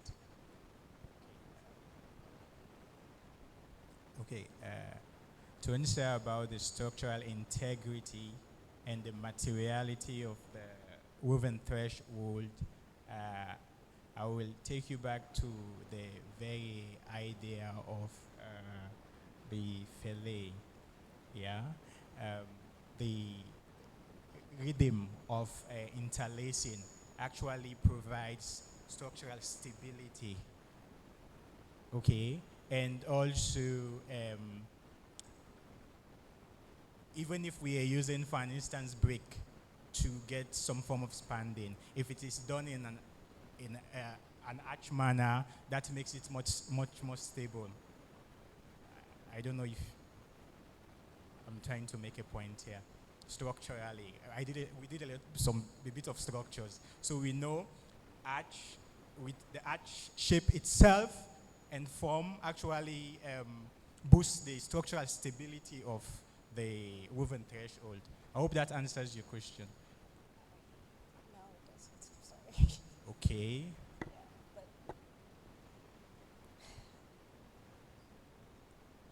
But I get that you're trying to explain that the act itself is supposed to sustain the structure. But this is a long span of design. Architects were big on ideas. I'm an architect. I go crazy with ideas, but then I do turn it down when it comes to structural terms, because if we're designing something, it has to be something that we're going to construct at the end of the day. And obviously, in this case, you have different materials interwoven. I like that. I like that concept. But all I'm saying is, if you can do a detailed structure on it, if this is something you Yeah, sure. it would be good, right? Yeah, sure. And the materials, you have to do like proper research. You didn't state the materials that you're going to use for the construction of the actual interwoven design. And another thing I noticed, I like how you integrated the modern designs with the old designs. Like, based on what I've seen for the two designs, is the fact that you're amalgamating to the futuristic and the heritage part of what we have here. And I think midway, your concept did change a little bit, because I didn't get to see the wovenness of the actual design, like, you know, where you did the huts and stuff. I didn't really get to feel the experience of the interconnectivity there. That's all I'm saying. But it's a good design. Yeah. Yeah, thank you. That was a good presentation. I like the way you took us through the different zones, from the gateway to the knowledge and education zone, civic commercial zone. You have the innovation and research zone and the residential zone. So it makes sense the way you took us through it. At least we can understand how the whole system functions as a whole. So that was good. I have a clarification though. In the residential zone, you mentioned container structures. What were you referring to? Is it the shape of the structures or the actual materials you'll be using? Because you mentioned that, then you also mentioned timber. So kind of, it's not too clear to me, especially for the sustainability aspect with our climate in Sierra Leone and everything. So can you please just explain that further for me? Okay. For the container, it's the actual container, not just the structure or the shape of the container.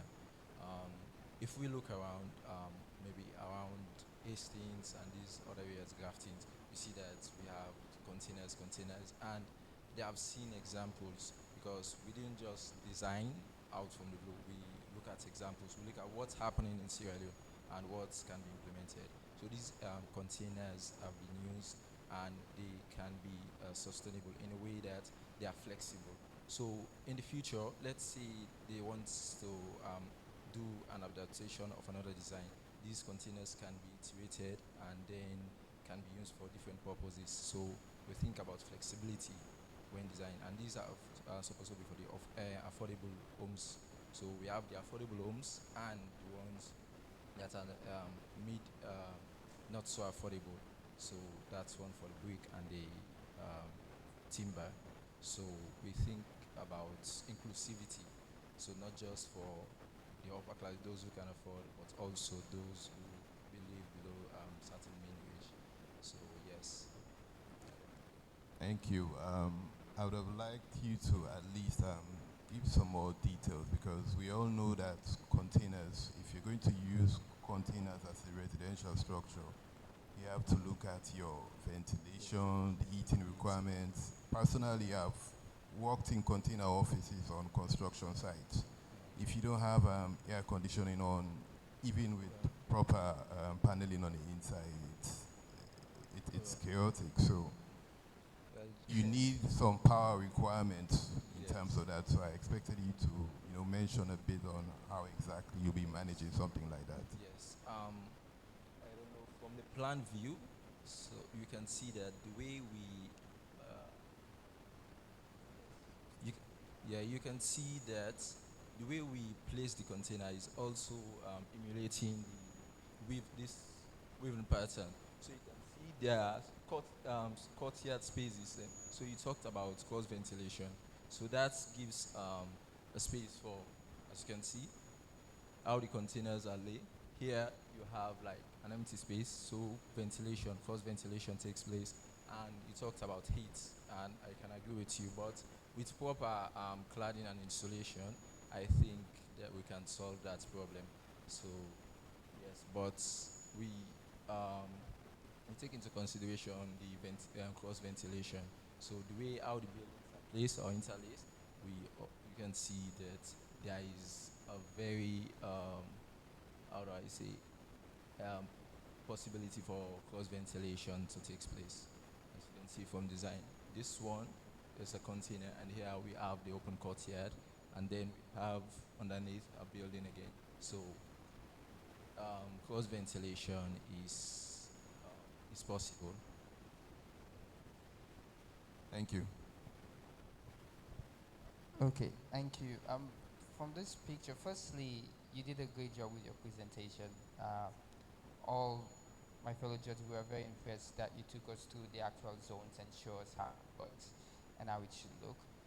Just looking at this picture, I'm deeply concerned there is no football pitch, instead there's basketball, because Sierra Leone is more of a football country. There is actually, it's a multi-sports pitch. So this is the basketball, and these are the the goalposts. Tennis switch. Okay. Yes, and also tennis. Okay, because then I would have been very, very concerned if you chose to use basketball over football. Yes, it's a multi-purpose court. Yes, so I don't have much question because my colleagues have kind of elaborated on that. I just want you to check and think through your design. For instance, that archway that you are proposing, think through what material you're going to use for it, because concrete bending steel, it takes a lot. So you also have to think about, it is doable, but how much money are we going to spend to do justice? And even this, we talk about the containers. You're talking about the woven. So what happens for rain? Because if there's spaces in between them that are not closed, Sierra Leone, we think that, okay, it's just sunny, but we have about 6 months of rain. So just think through that. Thank you very much. Thank you very much. A round of applause. Thank you very much. Okay, so now we're at the last and final team. And give it up for McLautoni. Hello.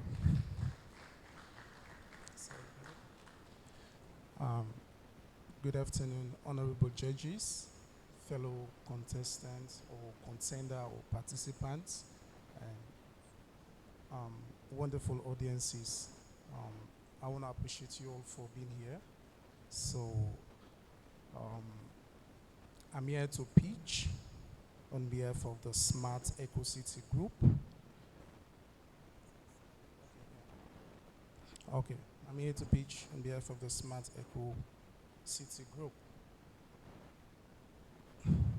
So this is the project, the Fairly Heritage Smart District. You know, this is not just a design, it's where culture, community, and innovation meet. First of all, we think of our heritage, you understand, our culture, things that we've been lacking for the past 2 or 3 decades, you know, because of the rapid urbanization that people are diverting from, you know, our local material in building our houses to the cement, let me put it that way. You know, because for me, As you can see, it's very clear, rooted in Sierra Leonean tradition, contours, patterns, everything detached, everything symbolizes African culture, local material. As you can see, that is interlocking clay bricks. Interlocking clay bricks, the process, we have the combination of the laterite soil, also the clay soil, sometimes the subsoil, and we use like 10% of cement to make it more durable. And first and foremost, that you can see the concept master plan. The design master plan, as you can see, it's a plan. The district is organized around a human-centered zone. First of all, we have the residential zone, interlocking clay bricks homes, country yards, and green streets. We also have the green park, understand, trees and gardens, play area, relaxation, recreational facility. So these depict our traditional roots, what we've been missing. And we also have the smart features, solar energy, free Wi-Fi, rainwater harvesting, EV charging center, and also waste management, safety surveillance, urban farming, and community first. So go again the next slide. Okay, this is the problem we've been facing over the years, because human beings have decided to, move on from our traditional building to the Western world type of building. This has caused a lot of problem on affordable housing.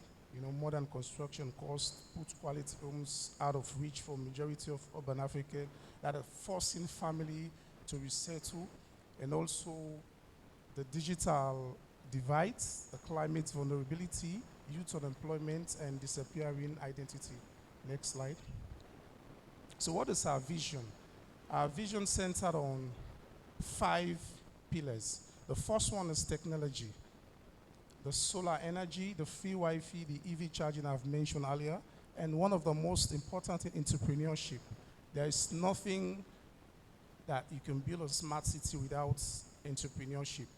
That is empowering women, empowering youth in that particular vicinity. So we think of entrepreneurship, innovation startup programs, culture, traditional architecture, local craftsmanship, heritage as preservation, and also nature. Next slide. So why do we choose the clay bricks for local materials? Because it is sourced and produced locally. It's reduced cost. For example, when you want to build a house, you don't need to go to buy cement or sand. You need to just dig around your environment or vicinity. You can have that thing and make your locally bricks to build a house. I think that is one of the sustainable aspects of the project, and also the pattern, the decoration of the bricks. And it's very, very simple when you want to build with the bricks. First of all, another sustainable goal for this project, when you build with these bricks, it is very, very cold in the inside. Very, very cold. Like you don't even need to have an AC air condition or a fan. You can live in conveniently with your family. I think one of the sustainable goals for the brick. Give another slide, please. So, that's we talk about the smart living. Understand? So our projects also consider the solar energy, community scale renewable power, reducing cost and carbon footprint. It reduces 70% carbon while using the clay bricks. Rainwater harvesting, capturing and filtering water for irrigation purpose and non-potable use. We talk about the most important thing in this project, that is waste and recycling. For example, this clay or this material that we're using from our traditional building, it's very, very, you can recycle it again and use it for another purpose. So can I have the structure, the plan, please? Okay, so please pardon me because of the font size. So this is the concept for the master plan. We also have the Innovation Hub, that is the co-working space, training rooms for youth and entrepreneurs, as I've mentioned earlier on. Smart mobility lane. We have the EV lane, the bicycle lane. As you can see here, there's a provision for also, there's a walkable streets where you can move freely around, and smart features, as I've mentioned earlier on. So let's go. Let me just go to the vision. Go. Go. Okay, this is the master plan I've explained. Go again. Okay. Economic engine. The brick manufacturing. Local production of clay bricks creates skills, trade job, and reduces material cost. Think about agriculture, urban farming, and local food supply chain, supporting food security and income. And also this creates like 1,000 jobs across that particular district, and also 100 plus local businesses. And also we think about gender equality. There is no project or there is no smart city without you considered women, because they're also important in this particular project. So we create a way that we're going to target a share of business supporting their, fleet programs, like giving them grants to go into small entrepreneurship business. Next slide, please. So why do we choose clay? You see, clay is not just a building material, because I've explained this earlier on, but let me just go through it again. While we use this clay, we found out that 70% lowered embodied carbon. So it reduces the temperature in the room. Like, for example, if this place we're in now, it should have been clay bricks. We don't need this AC that is pumping us here. So this is the beauty of African products, you understand? So locally produced, sourced, and manufactured within the region, keeping money to the community. It is naturally cool, as I've just explained. Thermal mass properties, regulates indoor temperatures without air conditioning. Next slide. So the most important thing of all is why it matters. One, we think of the sustainable goal of this particular project. The Fairley Heritage Smart District is more than a development project. It is a direct contribution to the global agenda for sustainable, equitable, and inclusive urban growth. And I think it's all allied with the United Nations Sustainable Goal, ensuring that districts create measurable, lasting impact far beyond its borders. We are building a model that can replicate across Africa and beyond. First of all, we eradicate poverty. With this particular means of building the smart city, affordable houses and economic opportunities lift families out of poverty. Innovation, smart infrastructure and innovation hubs drive industrial and technological growth. Climate action, another important thing again. As I've mentioned earlier on, low carbon construction, renewable energy reduces environmental impact. So I think we have other sustainable goals like decent job.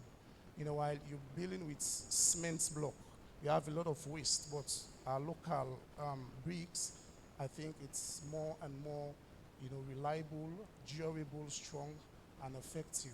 So I think, next slide. Last one, okay. So we join us to build a future of African city where heritage and innovation are not in conflict, but in conversation. Thank you.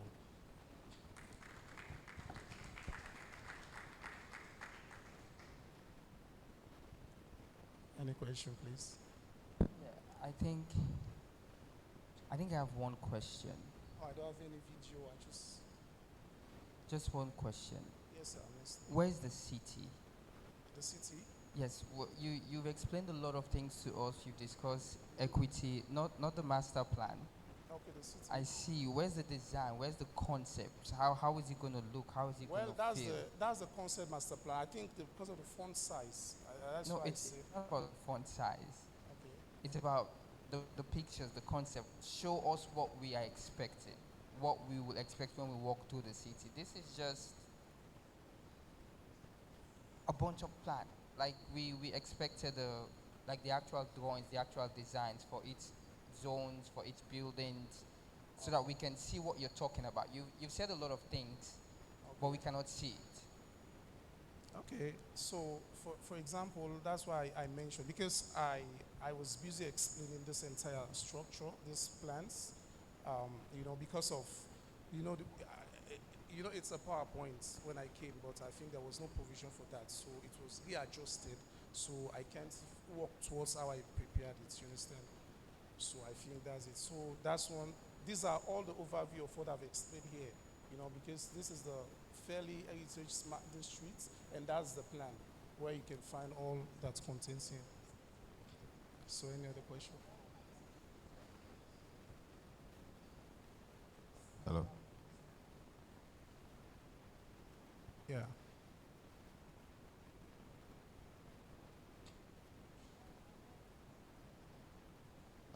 Yeah, thank you. I believe what my colleague is saying here is you've explained a lot about your design and what you'll be doing. That's fine. You also went into how it will create jobs, gender equality, etc.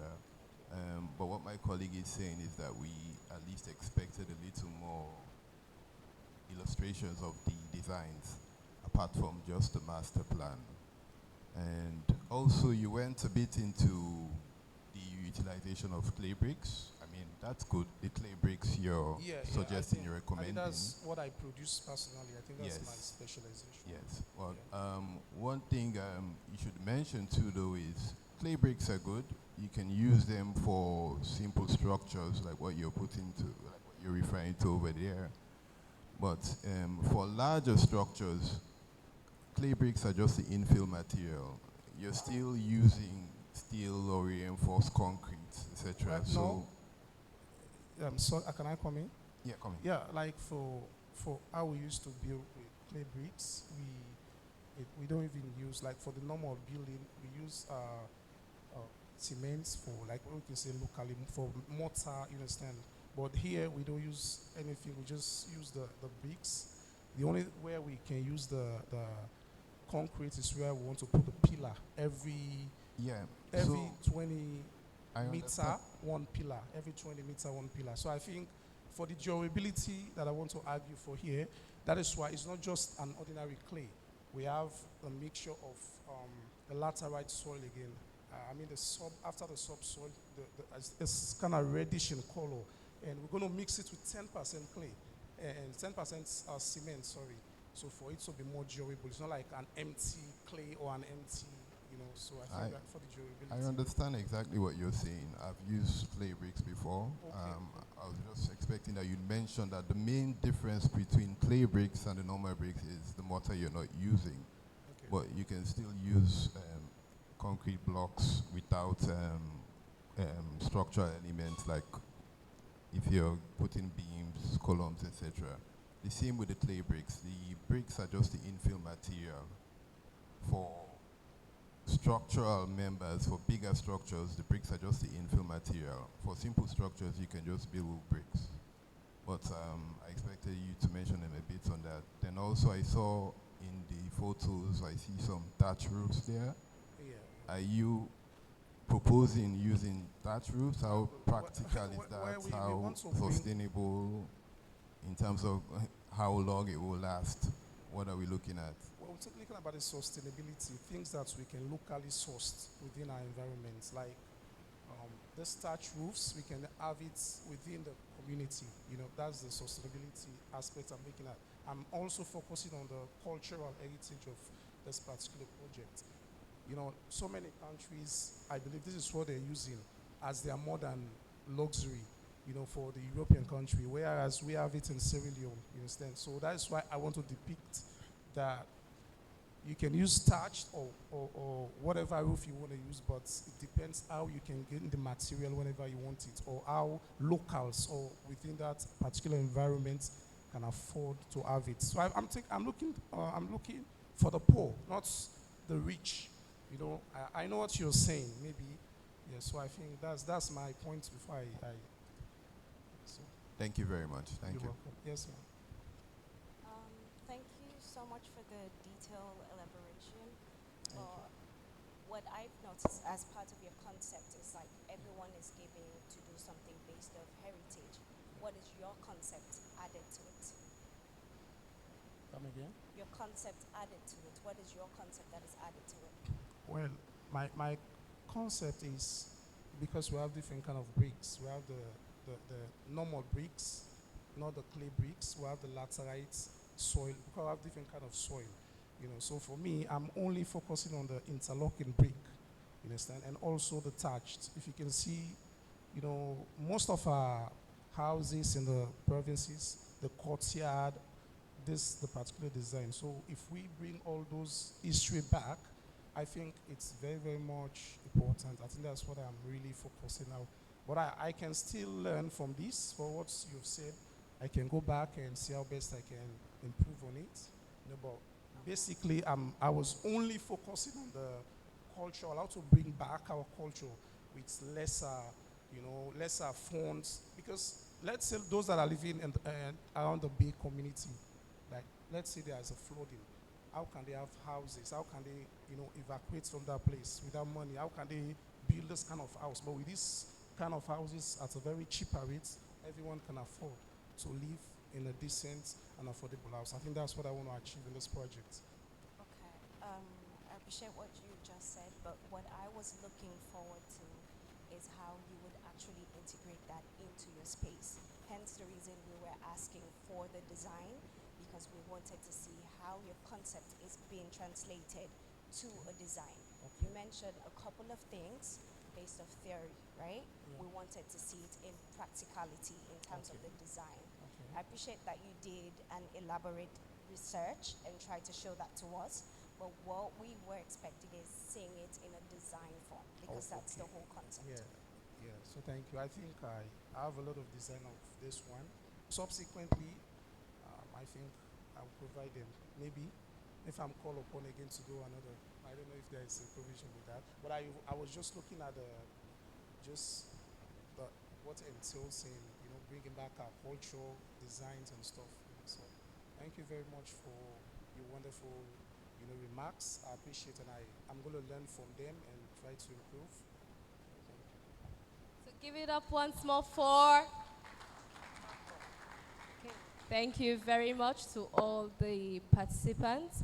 So now we're going to give you a bit of time so that we'll go engage and tell we what the result is.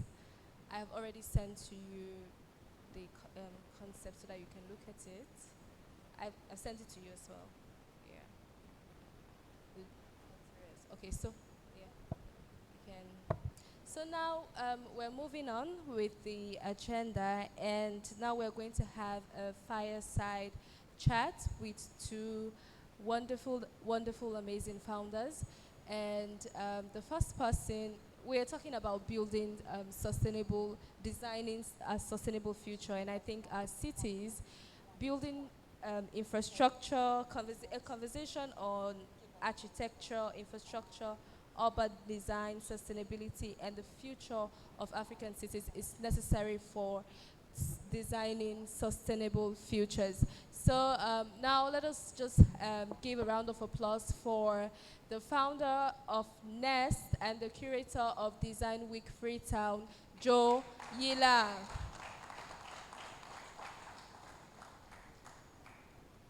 You're welcome. Yeah. Okay. Just in the middle so you can find, so that we can capture you. Okay. So now we have another founder in our midst, and he's doing a great job.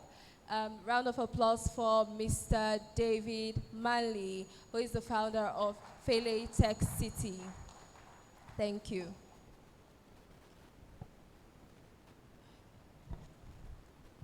Welcome and thank you.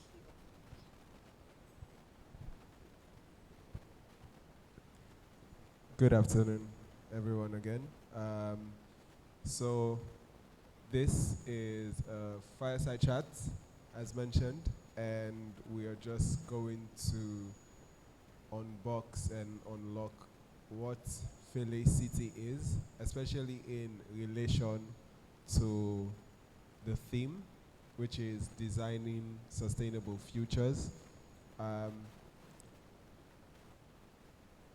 it's Fele is it's a it's a new it's a concept of a new imaginative of waiting possible in a salon.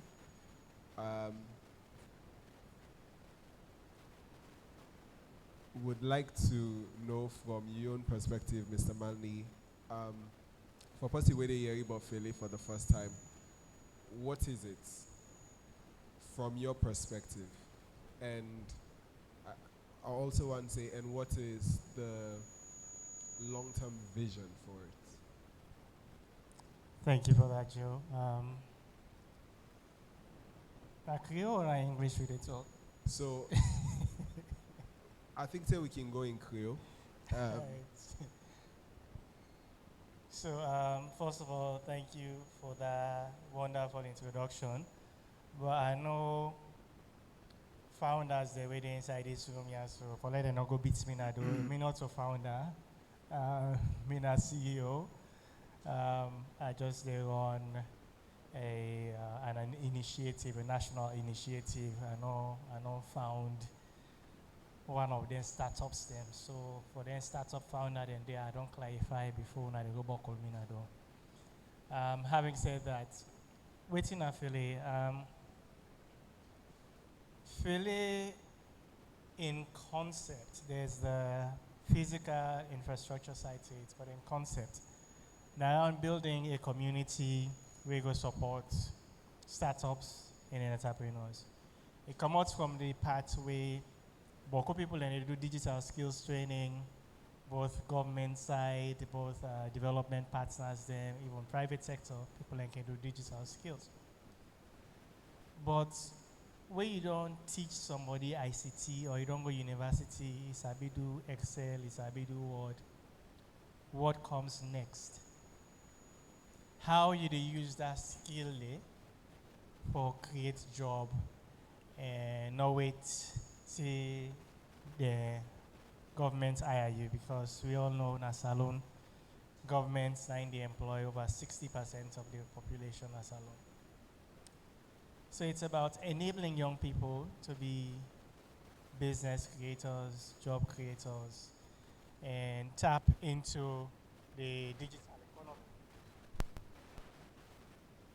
And into creating an enabling environment for the startups then, because when you're a young person, you get this idea, how you move the idea from the people that we don't build one MVP to a commercially viable product. We're going to make sure you build a business. File is the way of enabling you to grow from that initial skills, from that initial idea, to being a business owner, to being part of the digital economy. So so in doing that, we create the enabling environment, both the regulatory environment, we do community building, we do information sharing in terms of startup and entrepreneurship training.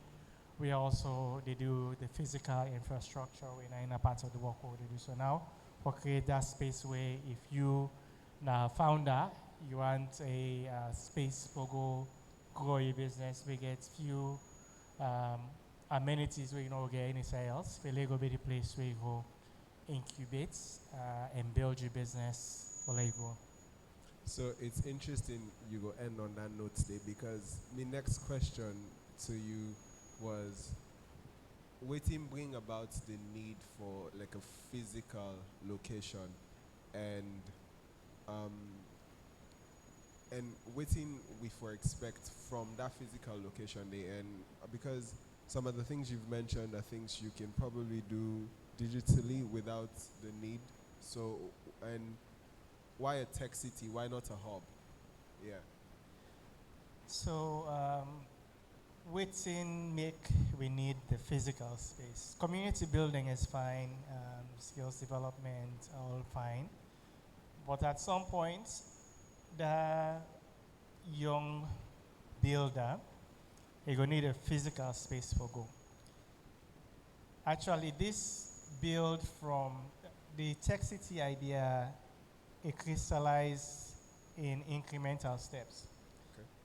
how is that initially the base idea we bring and come on board. During COVID, government through DSCI and UNICEF been do some digital skills training through Coursera. But we find out, say, the people that we sign up for it, even though not free training, but people not complete the training. When we do a survey after, people in the tell we say, oh, some man not get computer, some man not get light society, some man not get internet or internet connectivity expensive. So now we decide, say, let's build a physical space, what we call digital learning hubs, where governments don't build together with UNICEF. Now we don't build 4. One day IPAM, one day FBC, one day EBK UST, and one day Kenema. Where in a space where you go, computer day, lights day, internet day for free. You can able to access any training where you want to access. Then we don't build the one there now. We say, okay, what about the fabricators? What about the builders then? Even though the hubs then get 3D printing machine, but not a 3D printer, no more you need for fabricate. How we can create this space where anybody can go and get access to all the resources there. We're not going able to build a digital learning hub that every city in a salon.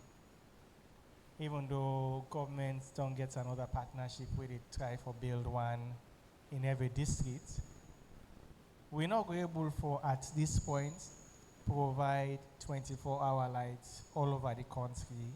We're not able to provide cheap and redundant internet all over the country.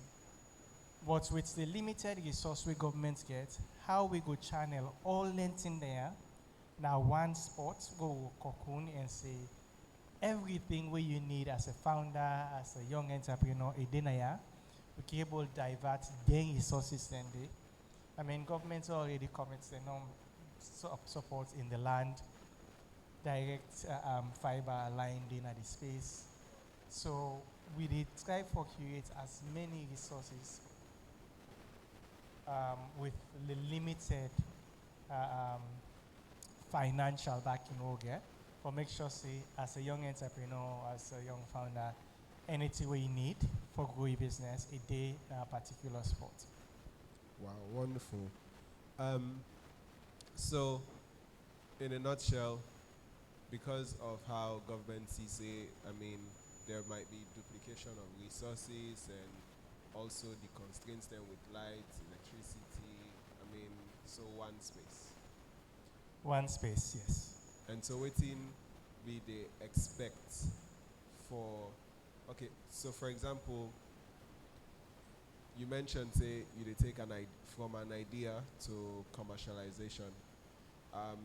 So that means say we they expect an ecosystem because for that day things like for register your business, for get your TIN number with NRA. Now then thing and they we supposed to expect from the tech city. Yes, that's the that's the practical. Yes, that's in the vision. So the components of the city could be what we call an accelerator.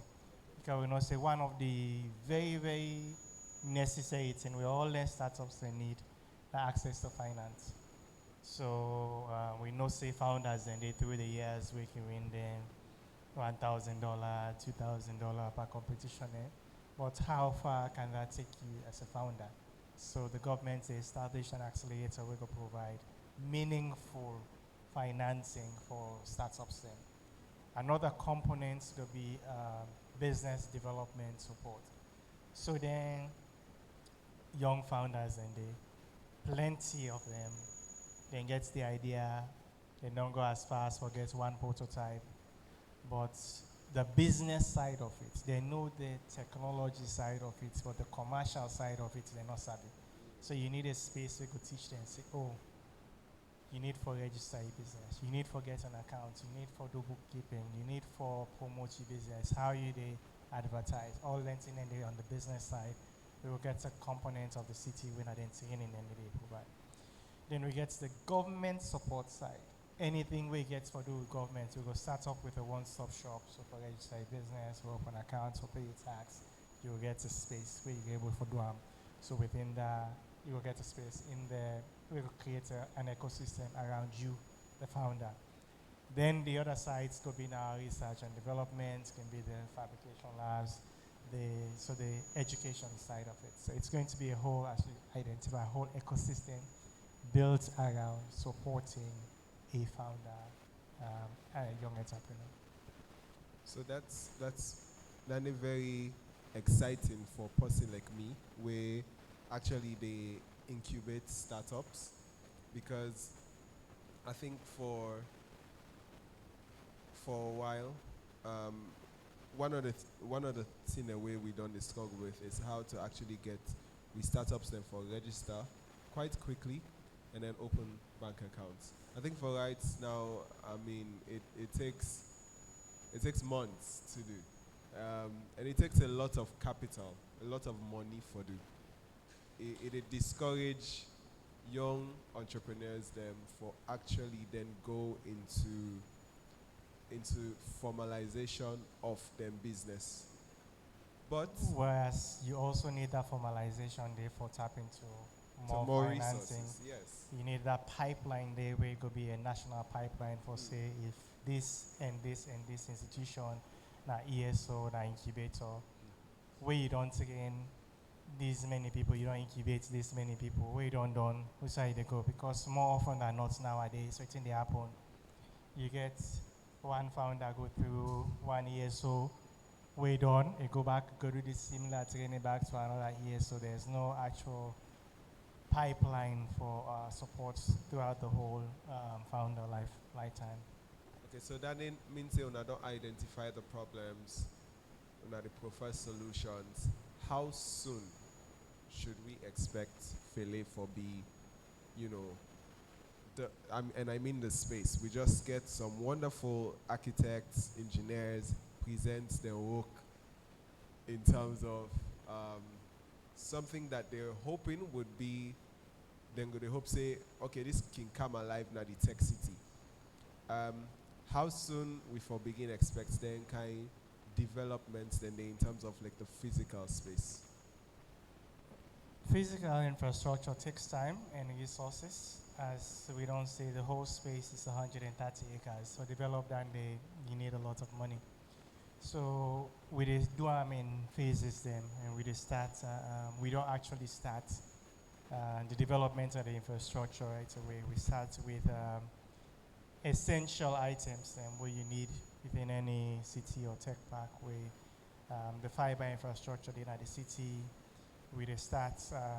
We don't do turning of the sort, so we start construction on the school and the hospital soon before the end of the year. Then we look at sourcing funding for the fabrication lab. So we don't start, and we therefore do it in stages. Not to like projects we get the money sit down. We say we do all right away, and now with the sourcing funding for the development. But short answer to your question is we don't start, and we do it in phases. Okay. So going back to the theme, which is designing sustainable futures. Obviously, feeling very futuristic. And how you, from your perspective, think say design don't shape the way how una actually bring the city to life? Well, actually, not the other way, if I can say so. We don't build all of these considerations from the design stage. First of all, the city, not to just we come up with the idea. This is actually something that's a government initiative. We mean say we don't care and go cabinet to say president they all the minister them. We mandate for set up this tech city specifically for blockchain and AI. Okay. So the focus, it's a technology city, but the focus of blockchain and AI. you cannot plan around building a blockchain and AI-focused city and not think about the futuristic design and planning. So it's built into the concept itself. Okay. That makes a lot of sense. I think my next question, which could be penultimate question, could be around. I think I don't see somewhere about a special economic zone, and I know about other cities like this across Africa, Itono, and Alao, or those ones, and Fele is very new to this Mano River Union region. So how? Two things. The first thing is, would Fele also embody the idea of a special economic zone, one, and then two, how then they go be of benefit to not just Sierra Leone, but also getting people or positioning Sierra Leone as the regional hub that una want them for. Philly is a special economic zone, so under our mandate, it's specifically tagged a special economic zone. We may say anybody who do business with Philly, we set up as a tenant now the tech city, you get the special economic zone benefits in there. So the difference between beyond jurisdiction and the Nigerian jurisdiction is, which is actually better, is Alao City na special economic zone. Itana na a technology digital economic zone inside Alao. So Itana na tenant inside Alao, whereas Philly, the whole city is a tech special economic zone. Okay. And then I think the final question was how Philly... The positioning for Mano River Union. Yeah. Sierra Leone as a whole. Yes. With the work on Naimeko, the position we serve not just for Sierra Leone, we need it sky for just attract Sierra Leonean talents and maintenance, and because we know for let we compete globally, we need to get the best across the Mano River Union. So it's going to be an open invite to any founder across the Mano River Union for be a part of Tech City. That means we get for the recognize special economic zone benefits across the Mano River Union. So if a company, the Guinea gets a special economic zone, we can expand into Salon and still enjoy the benefits of a special economic zone inside the Tech City. And then we own tenants themselves can get the same benefits that we did. So in that way, we go a full pipeline across the Mano River Union where we exchange talents, we exchange resources, and then compete as a block, because so market small. The way we compete for attract more talents, more resources, so we position ourselves not just for the Sierra Leonean market, but we even from day one encourage we founders them and tenants them for when they build. They're not built for the Sierra Leone markets only, they're built for the global markets, but then the Mano River Union can be the quickest expansion points. Wonderful. I think just one word from you with regards to last year, Design Week Freetown. You were part of it this year. We did look at just one word. From your perspective, what do you think the future of it looks like? One word.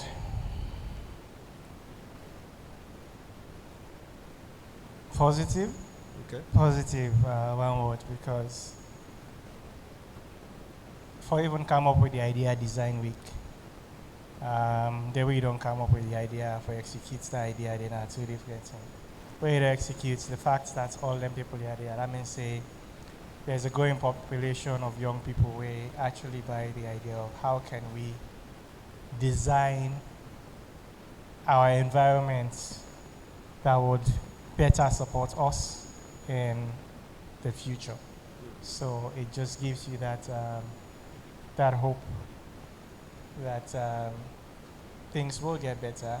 They are getting better, and we they decide how we shape what that better looks like. Thank you so much. I'll hand the audience back to Sadia as they announce the results for the pitch call, the pitch competition. But a round of applause for Mr. Manley, please. Thank you, Mr. Manning.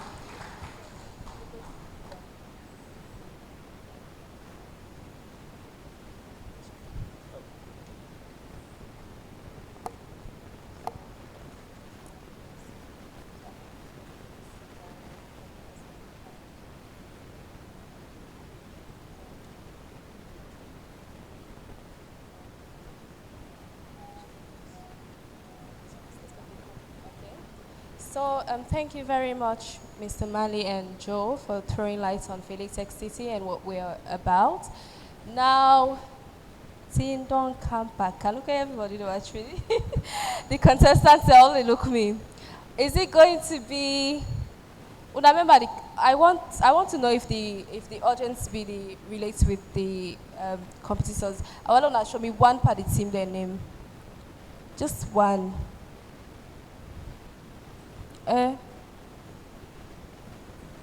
Just one of the teams. Just say the name. Just the name. Oh. Okay, here we have somebody. Can you please come forward, I think? Yeah. It's possible they can't get a prize because this audience, you also have, prize there for that person. We're going to tell you the team's name. Yeah, so, just one of the teams, the name of one of the teams. Okay. Living Loom of Salon. Do you know all three of the teams? Poco Collective and Smart District. Okay, so give it up for Smart District. Round of applause, Smart District. Can you please come up? We're not done. Now you get to tell me their name there. So you come up as you hear your name. And which one are the other one again? If I'm correct, this is Smart District. Yeah. And then the What's lady the other over two? there, Rose. Huh? And the lady over there. And the tall boy. No, and I am asking for their names. I'm asking for the Poco names. Collective. You want me to call them out yes. as they come in? So give it up for Poco Collective. Thank you. Thank you. And the last team is? The Living Loom of Salon. The Living Loom of Salon. Round of applause for the Living Room of Salon. Okay, so back to Una, the audience. Una, give me one of the names back. Now don't forget. Wow, tough crowd. Okay, so I'll hand you over to the judges. Thank you very much for your participation. And may the best team win. Thank you. Hi again. The three, right? Oh. There's three groups, right? Okay.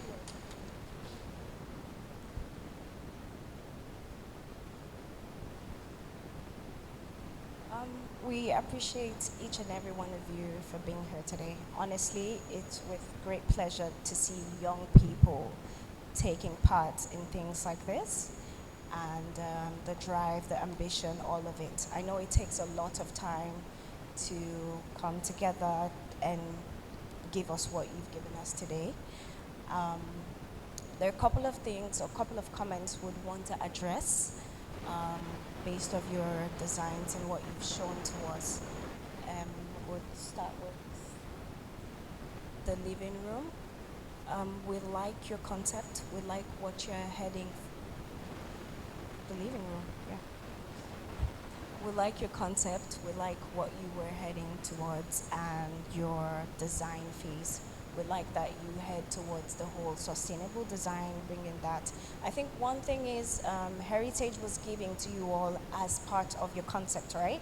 And we like that you had to bring up your own concept in collaboration with the whole thing. And we appreciate your design. There are a couple of things you could work on and that could make it better, definitely. And I think with the time, we'll adjust them later. And the Coco collection, what's the group name? Coco collection. We like what you did. We like the fact that we had to experience the functionality of it, not only the aesthetic part of it, but we had a detailed explanation of the functionality of the space. We get to experience the space and through it all. There is a little bit of downside. Well, let's talk about the cons first. We like that you adapted your additional concept to what is already given to you. The bridge area, you had to show us where you put your concept in parts of it, right? And then the arrangement and placement of your buildings.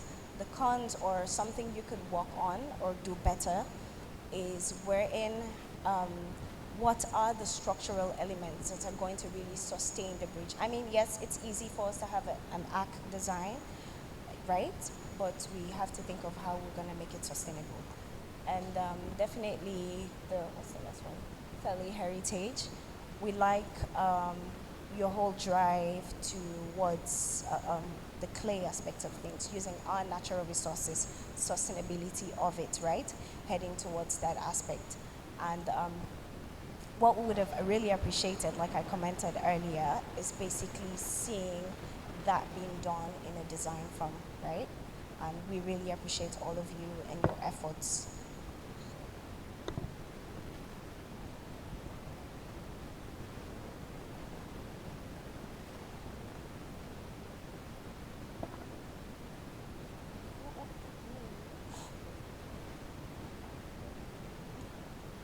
So based on what we've graded and how we've gone into what we've said, so we'll definitely start with calling the runner-up and then the winner of the actual competition. So for the runner-up, we would give it to the living room. It's a great design. It's a really great design. It has potential. You can actually work on that, and it could be something different. It could be something that can be done like with practicality, right? And more time given to you. That would have been it. And now we're gonna call the winner. So the winner of this,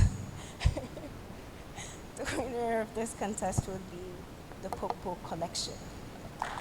Round of applause for Poco Collection. Okay. So, kudos to all of you. I think they would have a thing or two to say. So thank you to each and everyone who participated. I hope they will take the feedbacks in good light and work more on what we are supposed to. So now, do you have anything to say to us? All right, thank you. Hello. Thank you all very much for your cooperation, listening to us, to the Philly City for bringing something so innovative as this. In other cities, whenever they are designing their spaces, it is youth like us and designers and creatives that are called to such competition. I know this has not been happening over the years, but seeing this as the first, it's a very good thing in the right direction. And for the critics from the judges, I really appreciate them, because we are going to use this to grow as creatives, and knowing that designs need to be built and focusing more on the structures. So thank you to Philly, and thank you to the team of Design Week for making this possible. Thank you. Okay. We also have Mr. David Mali. He wants to say something, a thing or two. Yeah. Yes, thank you guys. It's been amazing looking at all the submissions that you have done. So let's give them a round of applause as they take their seats. I think that applause was not loud enough. If you had seen the submissions, they vary vastly. We get people and wait and see for send the actual design, because we say visuals. and then save them picture and then they put the upload. We get people them way and right. So you get the vast depth of the work that was submitted. So thank you again, and it's been amazing just seeing how much thought you guys put into this. It makes even ourselves feel validated to see not to all them we dey sit on one inside we young bubble the number and design something, but also two, we not just grab no more and go take. I would say for calculate if we don't pass June 30, we're not saying another South Africa. We not just grab go to its man and say can design this, so we actually say the people them we get for utilize this space, they then contribute to the design. So I thank you. And as a measure of the thank you that we have from Philly, I go like for call the team we can second. We get small thing for now. So second man when I send a representative. So for just 3,000 no more. Congratulations. Thank you very much.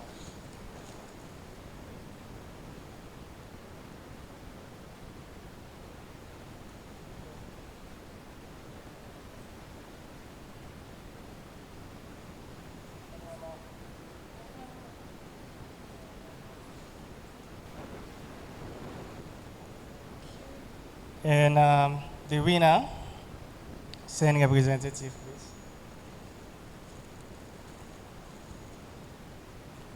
The winner no wants the money, now 5,000. Oh. Congratulations. You not only made yourself and your teammates proud, you make young Sierra Leoneans proud as well, because it shows say the talent within a salon. So congratulations to you and the team.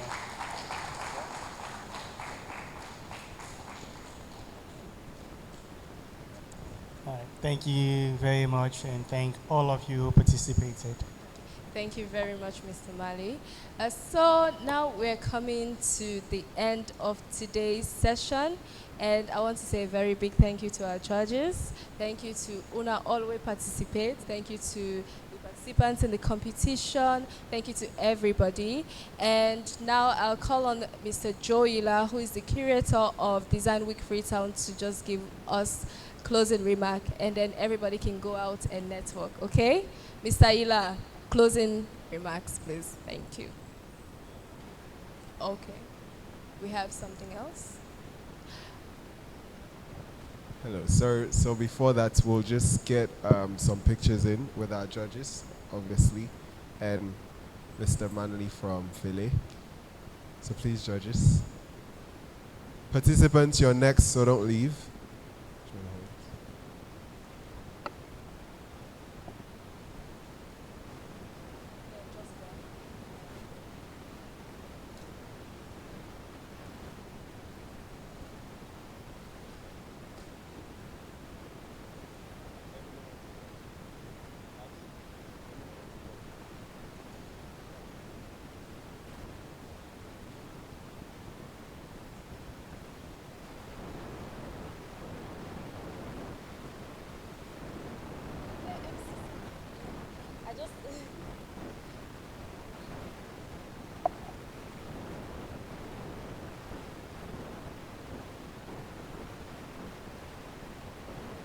So I think the participant can now join in with, no, you need to have one with the participant. You cannot join in.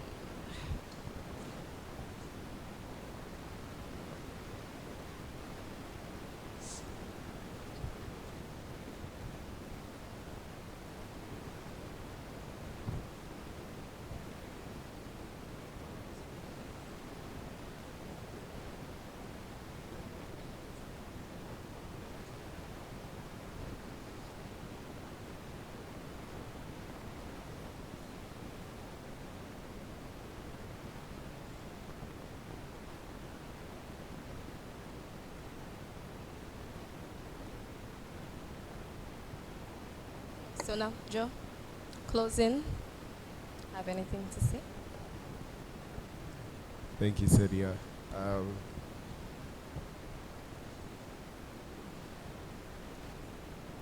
So this will be 2 minutes, less than actually. First of all, thank all of you for coming out today. It is wonderful to have each and every single one of you be part of Design Week 2026. This is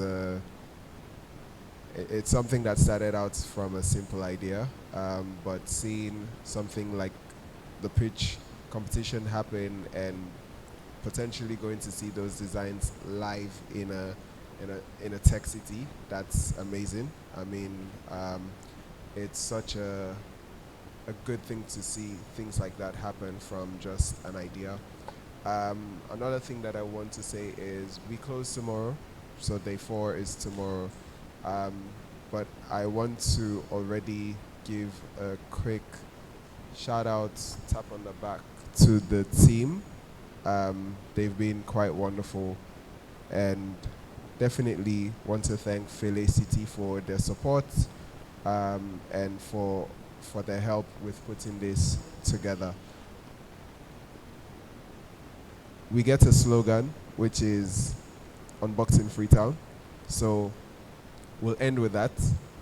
When I say Design Week 2026 or Design Week Freetown 2026, you as the audience, very lovely audience, would say Unboxing Freetown. So we can sky them first before we do it. Yeah? So Design Week Freetown 2026. We're warm. We're getting warm. That was cold, but we come up with some energy. One more time. Design Week Freetown 2026.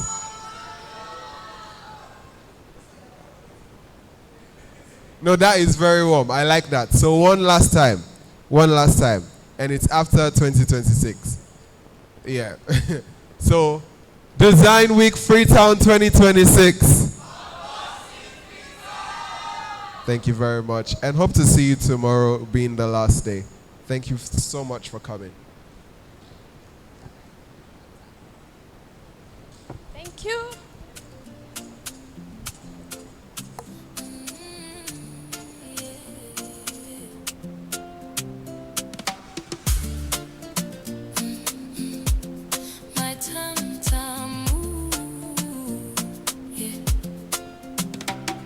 You're my medicine when my mind runs wild.